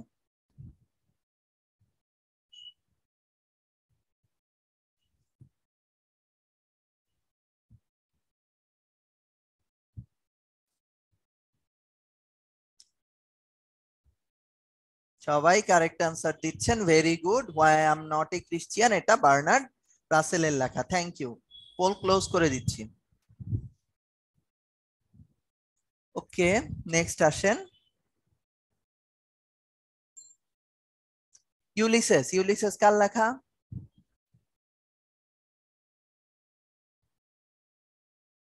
Joyce. A modern philosopher who was awarded Nobel Prize, কে বলেন তো philosopher? Bertrand Russell, very good. Okay, Pearl S Buck, ওনার ফুল নেম আসবে না, দরকার নাই। ওনার একটাই বিখ্যাত রাইটিং দ্য গুড আর্থ, এটুকু শিখেন, কোট ইম্পর্টেন্ট না ওনার। ঠিক আছে, দ্য গুড আর্থ কে লিখছে? পার্ল এজ বাক লিখছে। উনি কিন্তু নোবেলও পেয়েছিল। কিসের জন্য পেয়েছিল? এই যে দ্য গুড আর্থ, এটা লেখার জন্যই কিন্তু উনি নোবেল পেয়েছিলেন। আসেন, important writer T S Eliot. T S এলিয়টের ফুল ফর্ম জানার দরকার নাই, বাট মনে রাখেন যে উনি একজন পোয়েট। উনি বেসিক্যালি বিখ্যাত হয়েছে পোয়েট্রির মাধ্যমে। এবং উনি কবে নোবেল পেয়েছে বলেন তো? উনি নোবেল পেয়েছে 1948-এ। টি এস এলিয়ট এমন একজন রাইটার যার জন্ম হয়েছিল ইউএসএ তে, কিন্তু তিনি এসে সেটেলড হয়েছিল ইউকে তে। এই জিনিসটা মাঝে মাঝে আসে পরীক্ষায়। আপনারা যারা দেখা গেছে জব সলিউশন করছেন তারা দেখবেন যে এই কোশ্চেনটা ওই যে পিএসসির কিছু নন ক্যাডার নিয়োগ থাকে, ওখানে এই কোশ্চেনটা আসে। ঠিক আছে, সো টিএস এলিয়টের যে কয়টা রাইটিং আছে সবই পড়তে হবে। তার ভেতরে সব থেকে ইম্পর্টেন্ট রাইটিং হচ্ছে দ্য ওয়েস্টল্যান্ড। এরপরে ইম্পর্টেন্ট রাইটিং আছে তার ash Wednesday.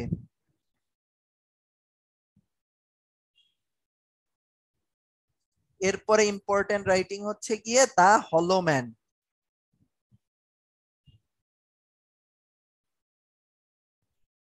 Murder in the cathedral, এটা নন ক্যাডারের পরীক্ষায় আসছে দেখছি এর আগে। মার্ডার ইন দ্য ক্যাথেড্রাল কার লেখা?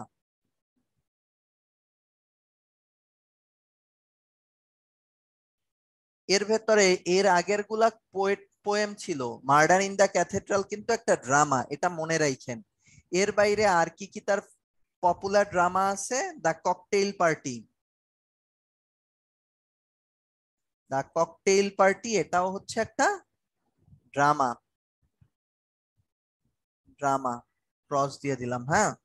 তারপরে হচ্ছে দ্য কনফিডেন্সিয়াল ক্লার্ক, এটা আছে এখানে লেখা, এটা লিখলাম না। আর একটা কি? The এল্ডার statesman.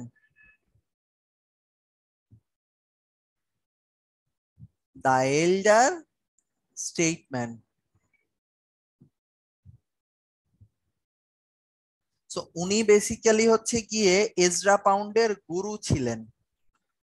ভুল বলে ফেলছি, টিএস এলিয়টের গুরু ছিলেন হচ্ছে গিয়ে এজরা পাউন্ড। এজরা পাউন্ডও কিন্তু বিখ্যাত একজন রাইটার। ঠিক আছে, সো টিএস এলিয়টের গুরুকে এজরা পাউন্ড, এটা আসতে পারে। যদি কেউ চান ওনার কোটেশন গুলা শিখে নিতে পারেন, যেহেতু উনি পপুলার।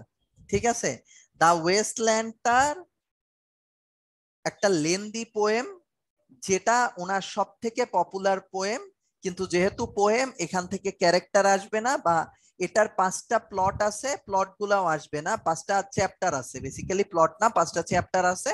সো এটাও আসার কথা না। এটা প্রায় 450 লাইনের একটা কবিতা। এটা এক্সপ্লেইন করাটা খুবই টাফ, কারণ টাইম অনেক বেশি লিমিটেড। বাট এখানে যে জিনিসটা বলা হয়েছে, ওয়েস্টল্যান্ড বলতে কোন সময়টাকে বোঝানো হয়েছে বা কোন ল্যান্ডটাকে বোঝানো হচ্ছে, এই জিনিসটা জাস্ট বলে যাচ্ছি। ওয়েস্টল্যান্ড বলতে মডার্ন ওয়ার্ল্ড কে বোঝানো হয়েছে, অর্থাৎ আমরা যে সময়টায় বিচরণ করতেছি এটাকে বলা হয়েছে Waste Land. Okay, in which poem do you find Hindu allusion of philosophy? এই যে হিন্দু এলিউশন অফ ফিলোসফি যে জিনিসটা বলছে না, ওয়েস্টল্যান্ডের 5টা চ্যাপ্টারের নাম কি ছিল জানেন? ওয়েস্টল্যান্ডের 5টা চ্যাপ্টারের নাম আমি বলে দেই, তাহলেই দেখবেন আনে বুঝতে পারবেন এই জিনিসটা কি। The Burial Dead, The Burial of the Dead. তারপরে হচ্ছে A Game of chess,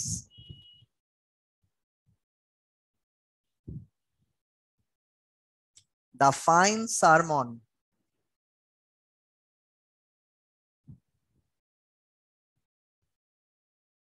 death by water,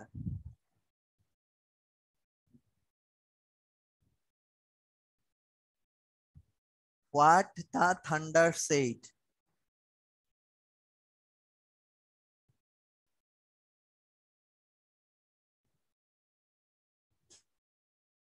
so দেখেন এই যে The Fine Sermon, Death by Water, এই জায়গাগুলোতে হচ্ছে গিয়ে বিষ্ণুর নাম শুনে থাকবেন আপনারা। হিন্দুদের যে 3জন প্রধান গড আছেন তার ভেতরে বিষ্ণু উল্লেখযোগ্য একজন। ওনার হচ্ছে গিয়ে স্টোরি লাইন, উনি কিভাবে দেখা গেছে ওই যে আপনার রাবণ বলা যাবে না, ওই যে ওনাদের কি জানি থাকে না, মানে এক সাইডে অসুর, অসুরদের কিভাবে বধ করছিল ওই রিলেটেড কিছু অ্যালিউশন আছে। এটা কোথায় আছে? ওয়েস্টল্যান্ডে আছে। ঠিক আছে, সো এই কারণে এই কোশ্চেনের অ্যান্সারটা কোনটা হবে? দা ওয়েস্টল্যান্ড। ঠিক আছে, নেক্সট ওয়ান কি, হু রোড দান্তে? দান্তে কে লেখছে বলেন তো? দান্তে কে লেখছে?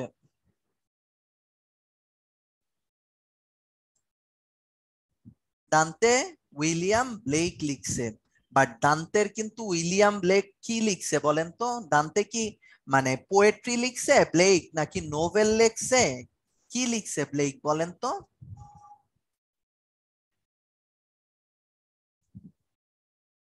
উইলিয়াম ব্লেক কি পোয়েট্রি লিখছে নাকি নোভেল লিখছে?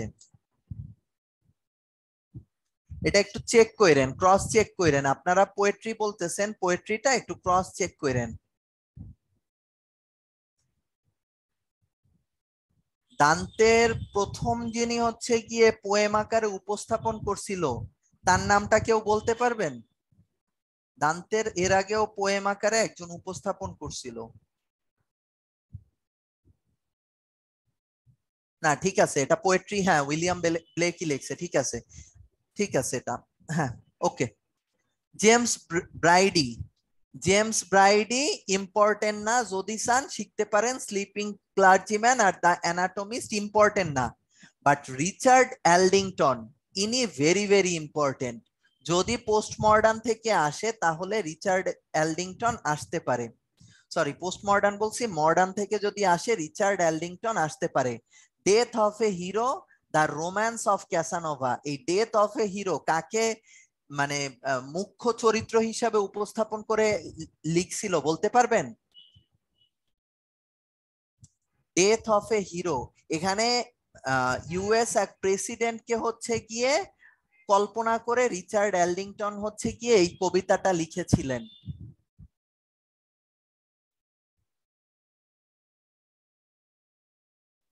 গেস করলে হবে না, কেনেডিও হতে পারে, লিঙ্কনও হতে পারে, ওয়াশিংটনও হতে পারে, কে একটু এটা হচ্ছে গিয়ে বলেন তো। Death of a Hero Richard Aldington কাকে হচ্ছে গিয়ে কল্পনা করে লিখছিল?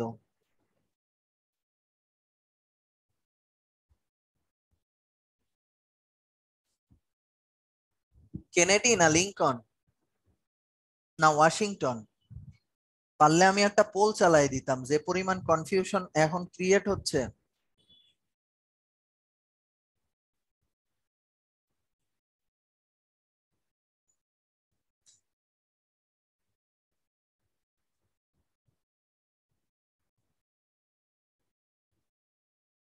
এটা যদ্দূর আমার মনে পড়তেছে কেনেডি, তারপরও একটু চেক করেন তো।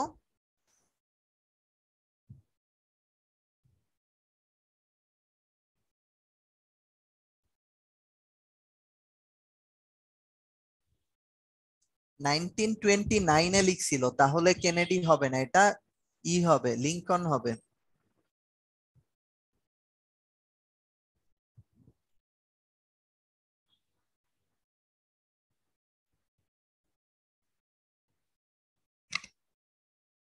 আচ্ছা এটা একটু দেখে নিয়েন তো আপনারা, আমি নিজেই কনফিউজড, রোজায় ধরছে মনে নাই আমার, হ্যাঁ। এটা আসবে না, তারপরও একটু দেখে নিয়েন, যতদূর আমার মনে পড়ে লিঙ্কন হবে, তারপরও একটু দেখে নিয়েন।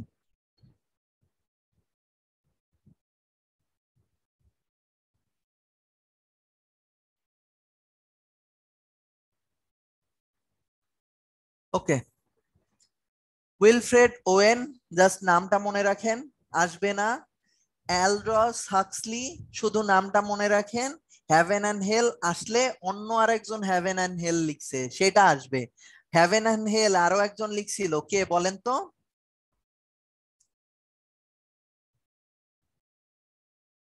হ্যাভেন অ্যান্ড হেল কে লিখছিল আরেকজন, মনে আছে কি?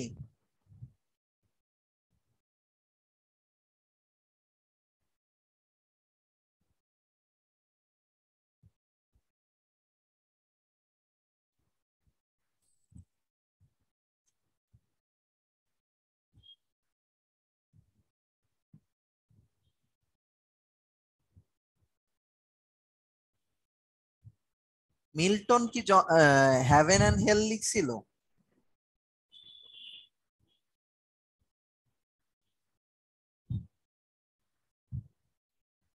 এদের দুইজন আর একজনও না, উইলিয়াম ব্লেক লিখতে পারে। হ্যাভেন অ্যান্ড হেল কার লেখা? একটা বিখ্যাত রাইটার আছে হ্যাভেন অ্যান্ড হেল লিখছে, The Marriage of Heaven and Hell. Exactly, The Marriage of Heaven and Hell, এটা হচ্ছে উইলিয়াম ব্লেকের লেখা, যেটা আসলে আসতে পারে, এগুলো ইম্পর্টেন্ট না, ঠিক আছে? এখানে কি জেবি প্রিস্টলি, জাস্ট নামটা শিখেন, এর বেশি কিচ্ছু দরকার নাই। নোয়েল কাওয়ার্ড, নাম শিখেন, কিচ্ছু লাগবে না। এলভিন ওয়া, সর্বোচ্চ নাম শিখেন, যদি মন চায় নামও অ্যাভয়েড করেন, এগুলো আসে না, ঠিক আছে? আসে না। ডিকেন্স, গ্রাহাম গ্রিন, সর্বোচ্চ নাম আসতে পারে, এর বেশি কিচ্ছু আসবে না। হিউ অডেন, নাম শিখতে পারেন, এর বেশি কিচ্ছু আসে না, এগুলা শুধু শুধু দিছে, হ্যাঁ। আইরিশ রাইটার কে কে ছিল? ইয়েটস ছিল, অস্কার ওয়াইল্ড ছিল, জোনাথন সুইফট ছিল, জিবি শ ছিল, জেমস জয়েস ছিল, ব্যাকেট ছিল। একজন ইম্পর্টেন্ট না, সিমাস হেনি। এছাড়া বাকি যারা ছিল তারা আইরিশ পোয়েট হিসাবে ইম্পর্টেন্ট, এদের থেকে আসতে পারে, ঠিক আছে? আমেরিকান কে কে আছে? আমেরিকান এমিলি ডিকেনসন আছে, রবার্ট ফ্রস্ট আছে, ওয়াল্টার হুইটম্যান আছে, সিলভিয়া প্ল্যাথ আছে, টিএস এলিয়ট আছে, যদিও এর বার্থ প্লেস ইউএস, বাট চলে গিয়েছিল ইউকে তে। সো আমেরিকান পোয়েটদের ভেতরে এরা ইম্পর্টেন্ট, ওকে? পোস্ট মডার্ন পিরিয়ডে কি কি হচ্ছে গিয়ে আপনার ক্যারেক্টারিস্টিক্স ছিল? এক ছিল মেটাফিকশন, এক হচ্ছে আনরিলায়েবল ন্যারেশন, এক হচ্ছে সেলফ রিফ্লেক্সিভিটি, আর আরেক হচ্ছে intertextuality and which often thematic both historical and political. Basically এখানে মেটাফিকশনটা মনে রাখেন, আর আনরিলায়েবল ন্যারেশন, এই দুইটা জিনিস মনে রাখলেই হবে, ঠিক আছে?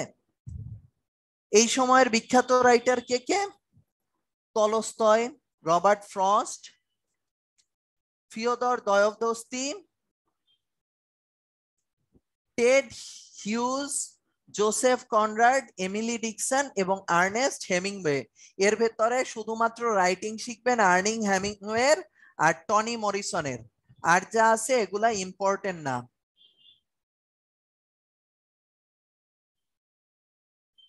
আনরিয়ালেবল ন্যারেশন ব্যাপারটা হচ্ছে ভাইয়া, স্টোরি লাইনটা এভাবে বর্ণনা করা হয়েছে যেখানে দেখা গেছে স্টোরিটা শুনলে আপনি কোনোভাবেই বিশ্বাস করতে পারবেন না যে জিনিসটা এভাবেও ঘটতে পারে।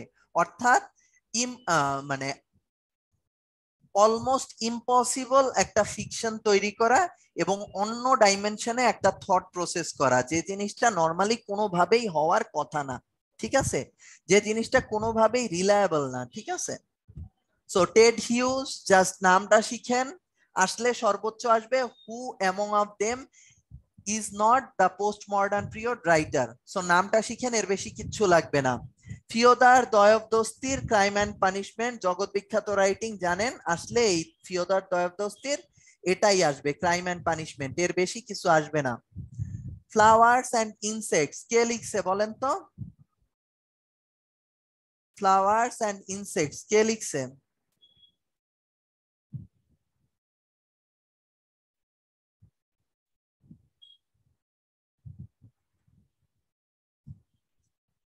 Flowers and Insects, Ted Hughes এর লেখা, not a work by Fyodor দয়োভদস্তির। কোনটা ফিওদর দয়োভদস্তির ওয়ার্ক না?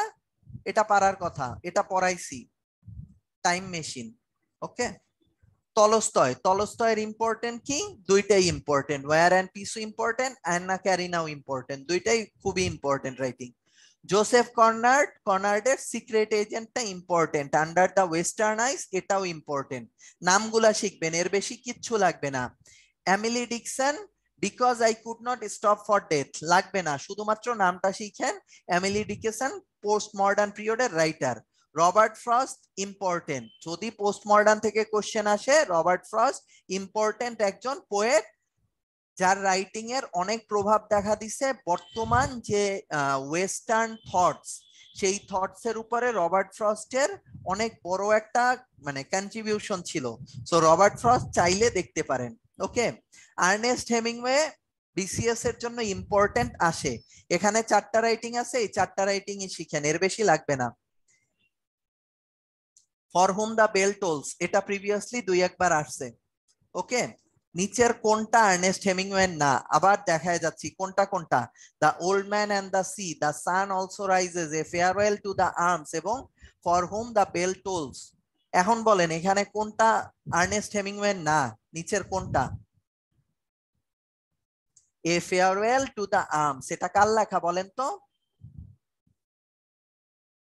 এ ফেয়ারওয়েল টু দ্য আর্মস, এটা কার লেখা?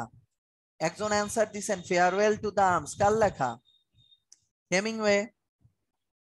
সে কনফিউজ হয়েছে কোনটার সাথে আমি বলি, যে এ বলছেন সে কনফিউজ হয়েছেন এই একই টাইপের রাইটিং একটা বার্নার্ড শয়েরও আছে, অলমোস্ট ক্লোজ, মানে সেখানেও ফেয়ারওয়েল জানানো হয়েছিল আর্মসের, বাট সেটা কমেডি আকারে একটা প্লে লেখা হয়েছিল। বেসিক্যালি এখানে D the secret agent, the secret agent হচ্ছে কি আর্নেস্ট হেমিংওয়ে না। ওকে ওকে, প্রিভিয়াস ইয়ারের কোশ্চেন আছে, তাড়াতাড়ি আমরা সলভ করব।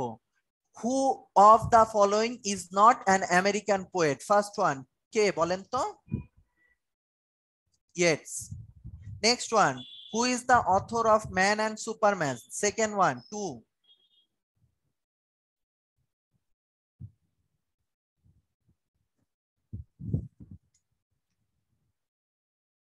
একটু অ্যান্সার করেন, টু, আমি আসতেছি।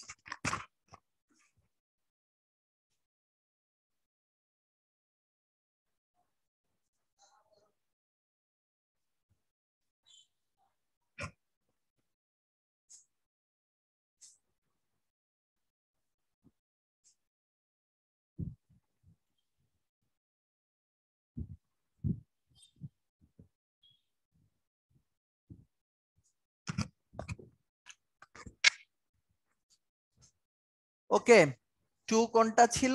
ম্যান অ্যান্ড সুপারম্যান কার লেখা? জিবি শয়ের। অ্যান্সার করে ফেলছেন আপনারা। ক্যান্ডিডা কার লেখা? জিবি শয়ের। দেখেন প্রিভিয়াসলি কোশ্চেন আসলে কার থেকে আসছে। 4 নাম্বার, গীতাঞ্জলি কে করছিল? প্রিভিয়াসলি আমরা পোল কোশ্চেনও অ্যান্সার করে আসছিলাম। Next, who of the following writers was not a novelist? এটা একটু টাফ, কোনটা হবে বলেন তো answer?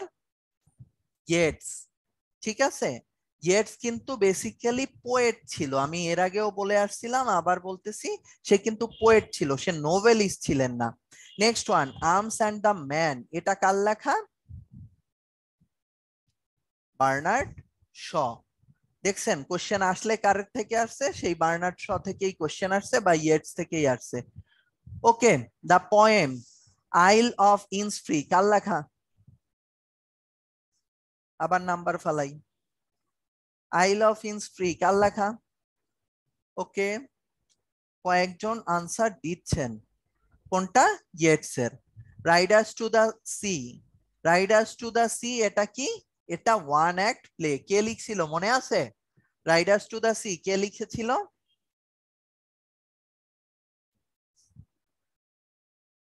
সিনজ। Okay, I have a dash that, এটা কে বলছিল বলেন তো? আগে বলেন এখানে অ্যান্সার কোনটা হবে। I have a dream. এখন বলেন এটা কে বলছিল? Martin Luther King. Very good Musaiba. এরপরে, what is the full name of the great American short story writer O Henry? কোনটা? William Sidney porter.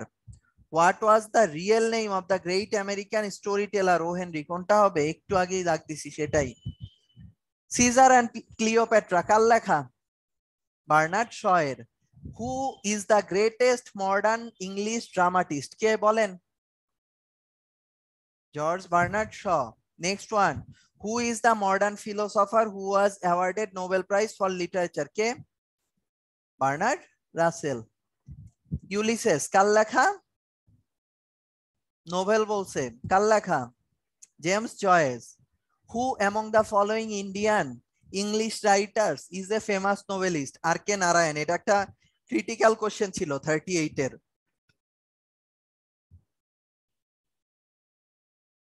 জেরনসন, এটা কার পোয়েম? টি.এস. এলিয়টের। নেক্সট হচ্ছে দ্য সান অলসো রাইজেস কার? কে লিখছে দ্য সান অলসো রাইজেস? একটু আগেও এটা ছিল, Hemingway. A Passage to India, E M. Forster. Who among the following writers is not a Nobel laureate? কে বলেন তো?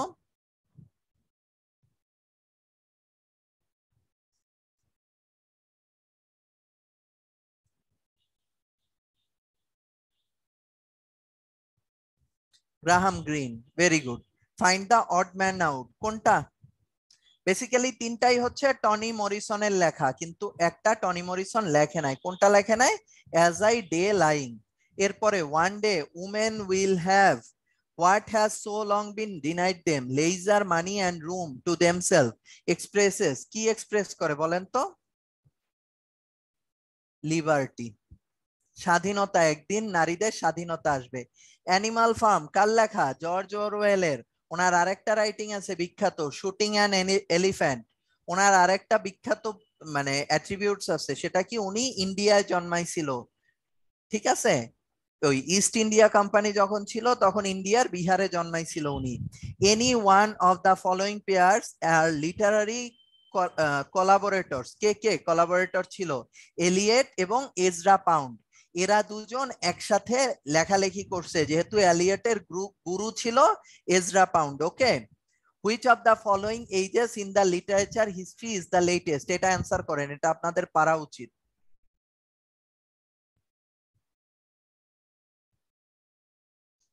লেটেস্ট কোনটা, একদম সবার পরে কোনটা আসছে? ওকে, সবাই পারতেছেন। জর্জিয়ান। দ্য রেইনবো, রেইনবো কার লেখা? রেইনবো, রেইনবোর সাথে কি আছে? গেইজমের একটা সম্পর্ক আছে না? লাভের একটা ব্যাপার আছে না? লাভ কার? থিম কার? ডিএইচ লরেন্সের। টিএইচ এলিয়ট, টিএইচ এলিয়ট কোথাকার ছিল? জন্মাইছে ইউএসএ তে। A Farewell to the Arms কে লিখছে? হেমিংওয়ে। দেখেন কতবার আসছে কোশ্চেনটা। Who is the author For hmm the bell Tolls কে লিখছে? Hemingway. Who is the author A Farewell to the Arms, Ernest Hemingway. Animal Farm কে লিখছে? অরওয়েল। ইন্ডিয়ান উইন্স ফ্রিডম, এটা কার লেখা বলেন তো? দেখি এটা পারেন কিনা। নুসাইবা পারছে। আবুল কালাম আজাদ। উনি ইন্ডিয়ায় কি ছিল বলেন তো? আবুল কালাম আজাদ, ওনাকে মাওলানা আজাদও বলা হতো। উনি ছিল ইন্ডিয়ার প্রথম শিক্ষামন্ত্রী। না, এটা কিন্তু এপিজে আবুল কালাম আজাদ কি ইন্ডিয়া উইন্স ফ্রিডম লিখছে? এটা তো মাওলানা আজাদ লিখছে আমি যতদূর জানি। এটা missile man APJ Abul Kalam লিখে নাই, এটা আবুল কালাম আজাদ, মাওলানা আজাদ। উনি ছিলেন ইন্ডিয়ার প্রথম শিক্ষামন্ত্রী, ঠিক আছে? এবং উনি হচ্ছে গিয়ে ইন্ডিয়ার শিক্ষা ব্যবস্থায় র্যাডিক্যাল পরিবর্তন আনছে। এবং উনি কিন্তু একসময় ইন্ডিয়ান ইন্ডিয়ান যে কংগ্রেস ছিল, কংগ্রেসেরও উনি একসময় হচ্ছে গিয়ে প্রেসিডেন্ট ছিল। এই ক্যারেক্টার গুলার ভালোভাবে ডিটেলস শিখে যাবেন। এগুলা ভাই ভাই জিজ্ঞাসা করে হুট কইরা, দেখা গেছে তখন না জানলে একদম মানে অকওয়ার্ড সিচুয়েশনে পড়ে যাবেন। দা লিটারারি টার্ম ইউফেমিজম, ইউফেমিজম মানে কি? ধরেন একজনের বাবা মারা গেছে, তাহলে আপনি বলতে পারেন তার বাবা মারা গেছে, অথবা কি বলতে পারেন? তার বাবা লোকান্তরিত হয়েছে। এই যে তার বাবা লোকান্তরিত হয়েছে বলছেন, এটাকেই বলা হয় ইউফেমিজম। অর্থাৎ কঠিন একটা জিনিসকে ইনঅফেন্সিভ ওয়েতে যখন বলা হয় তখন সেটা হচ্ছে euphemism. Shakespeare compose much of his place in what sort of versus? Iambic, pentameter. Next one, the repetition of the beginning constant consonant sound is known as? যদি কোনো একটা জিনিসের শুরুতে কনসোনেন্ট সাউন্ড থাকে এবং সেটার যদি রিপিটেশন থাকে কি বলে সেটারে বলেন তো? Alliteration. Which of the following is not A poetic tradition? এখানে আজকে কেন এই কোশ্চেন গুলা দিচ্ছে আমি বুঝলাম না, এটা তো ইসের সাথে চলে যাওয়ার কথা।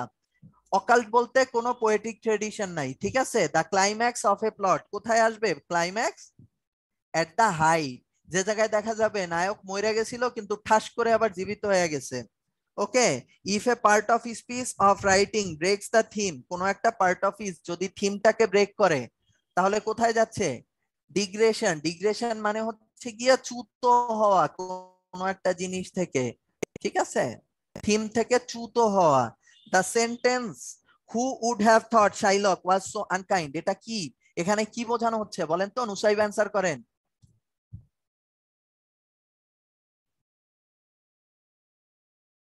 তাড়াতাড়ি। নুসাইবার অ্যান্সার পাইনি, অন্যদের অনেকের অ্যান্সার পাইছি। এটা ওয়ান্ডার। এটা হাইপারবোল কিভাবে হবে? হাইপারবোল হচ্ছে এক্সাজারেশন, এখানে তো এক্সাজারেট করে নাই। বলছে শাইলক যে এতটাই কি বলে আনকাইন্ড ছিল, এটা কেউ কিভাবে বুঝতে পারছে? শাইলকের স্টোরি মনে নাই? ওই যে ঠকাইছিল একজন জিউ ব্যবসায়ী, খুব কানিং একজন ব্যবসায়ী ছিল ওইটা। A formal composition or speech expressing high praise of somebody, কারো প্রশংসা করা কি হবে? ইউলোজি। ইউলোজি মানে হচ্ছে প্রশংসা করা, রাইট? মার্চেন্ট অফ ভেনিসের story line. A song embodying religious or sacred emotion, কোনটা হবে? গির্জায় বৈশা যে গানটা গায় সেটাকে বলা হয় হাইম। ঠিক আছে, শেষ। যা যা ছিল টপিক সব শেষ। আশা করি আপনাদের ক্লাসটা উপভোগ্য লাগছে। যতটুকু মনে হয়েছে মানে এক্সপ্রেস করার প্রয়োজন আছে ততটুকু করেছি। রমজান ছিল, কারো ধৈর্যচ্যুতি করার চেষ্টা করি নেই, তাও কয়েকটা স্টোরি একটু লেন্দি করে ফেলছিলাম। সো এর সাথেই আজকের ক্লাসটা শেষ করতে যাচ্ছি। সবাই ভালো থাকবেন, সুস্থ থাকবেন, সবার জন্য দোয়া রইলো, আমার জন্য দোয়া করবেন। আসসালামু আলাইকুম। ধন্যবাদ ভাইয়া সুন্দর ক্লাস উপহার দেওয়ার জন্য। আজকের মতো আমরা ক্লাসটা তাহলে এখানে শেষ করি। আর যারা এতক্ষণ সঙ্গে ছিলেন ভাইয়া আপুরা, তাদেরকে অসংখ্য ধন্যবাদ জানাচ্ছি। যেহেতু রমজান মাস আমাদের, তো আমার ক্লাস টাইমটা একটু কমে যাবে কিছুক্ষণ, যেহেতু 2.5 ঘন্টা করে সময় ছিল আপনাদের আগে, এখন 2 ঘন্টা করে থাকবে। এবং আপনাদের প্রতিদিন ক্লাস টাইম থাকবে বিকাল 4টা থেকে। আপনাদের এই কোর্সে প্রতিদিন ক্লাস টাইম থাকবে বিকাল 4টা থেকে। তো পরবর্তী ক্লাসগুলো এই টাইমে থাকবে। তো কারো যদি কোনো কোশ্চেন থাকে উত্তরণ সম্পর্কিত, আপনারা চ্যাট বক্সে জানাতে পারেন ভাইয়ারা।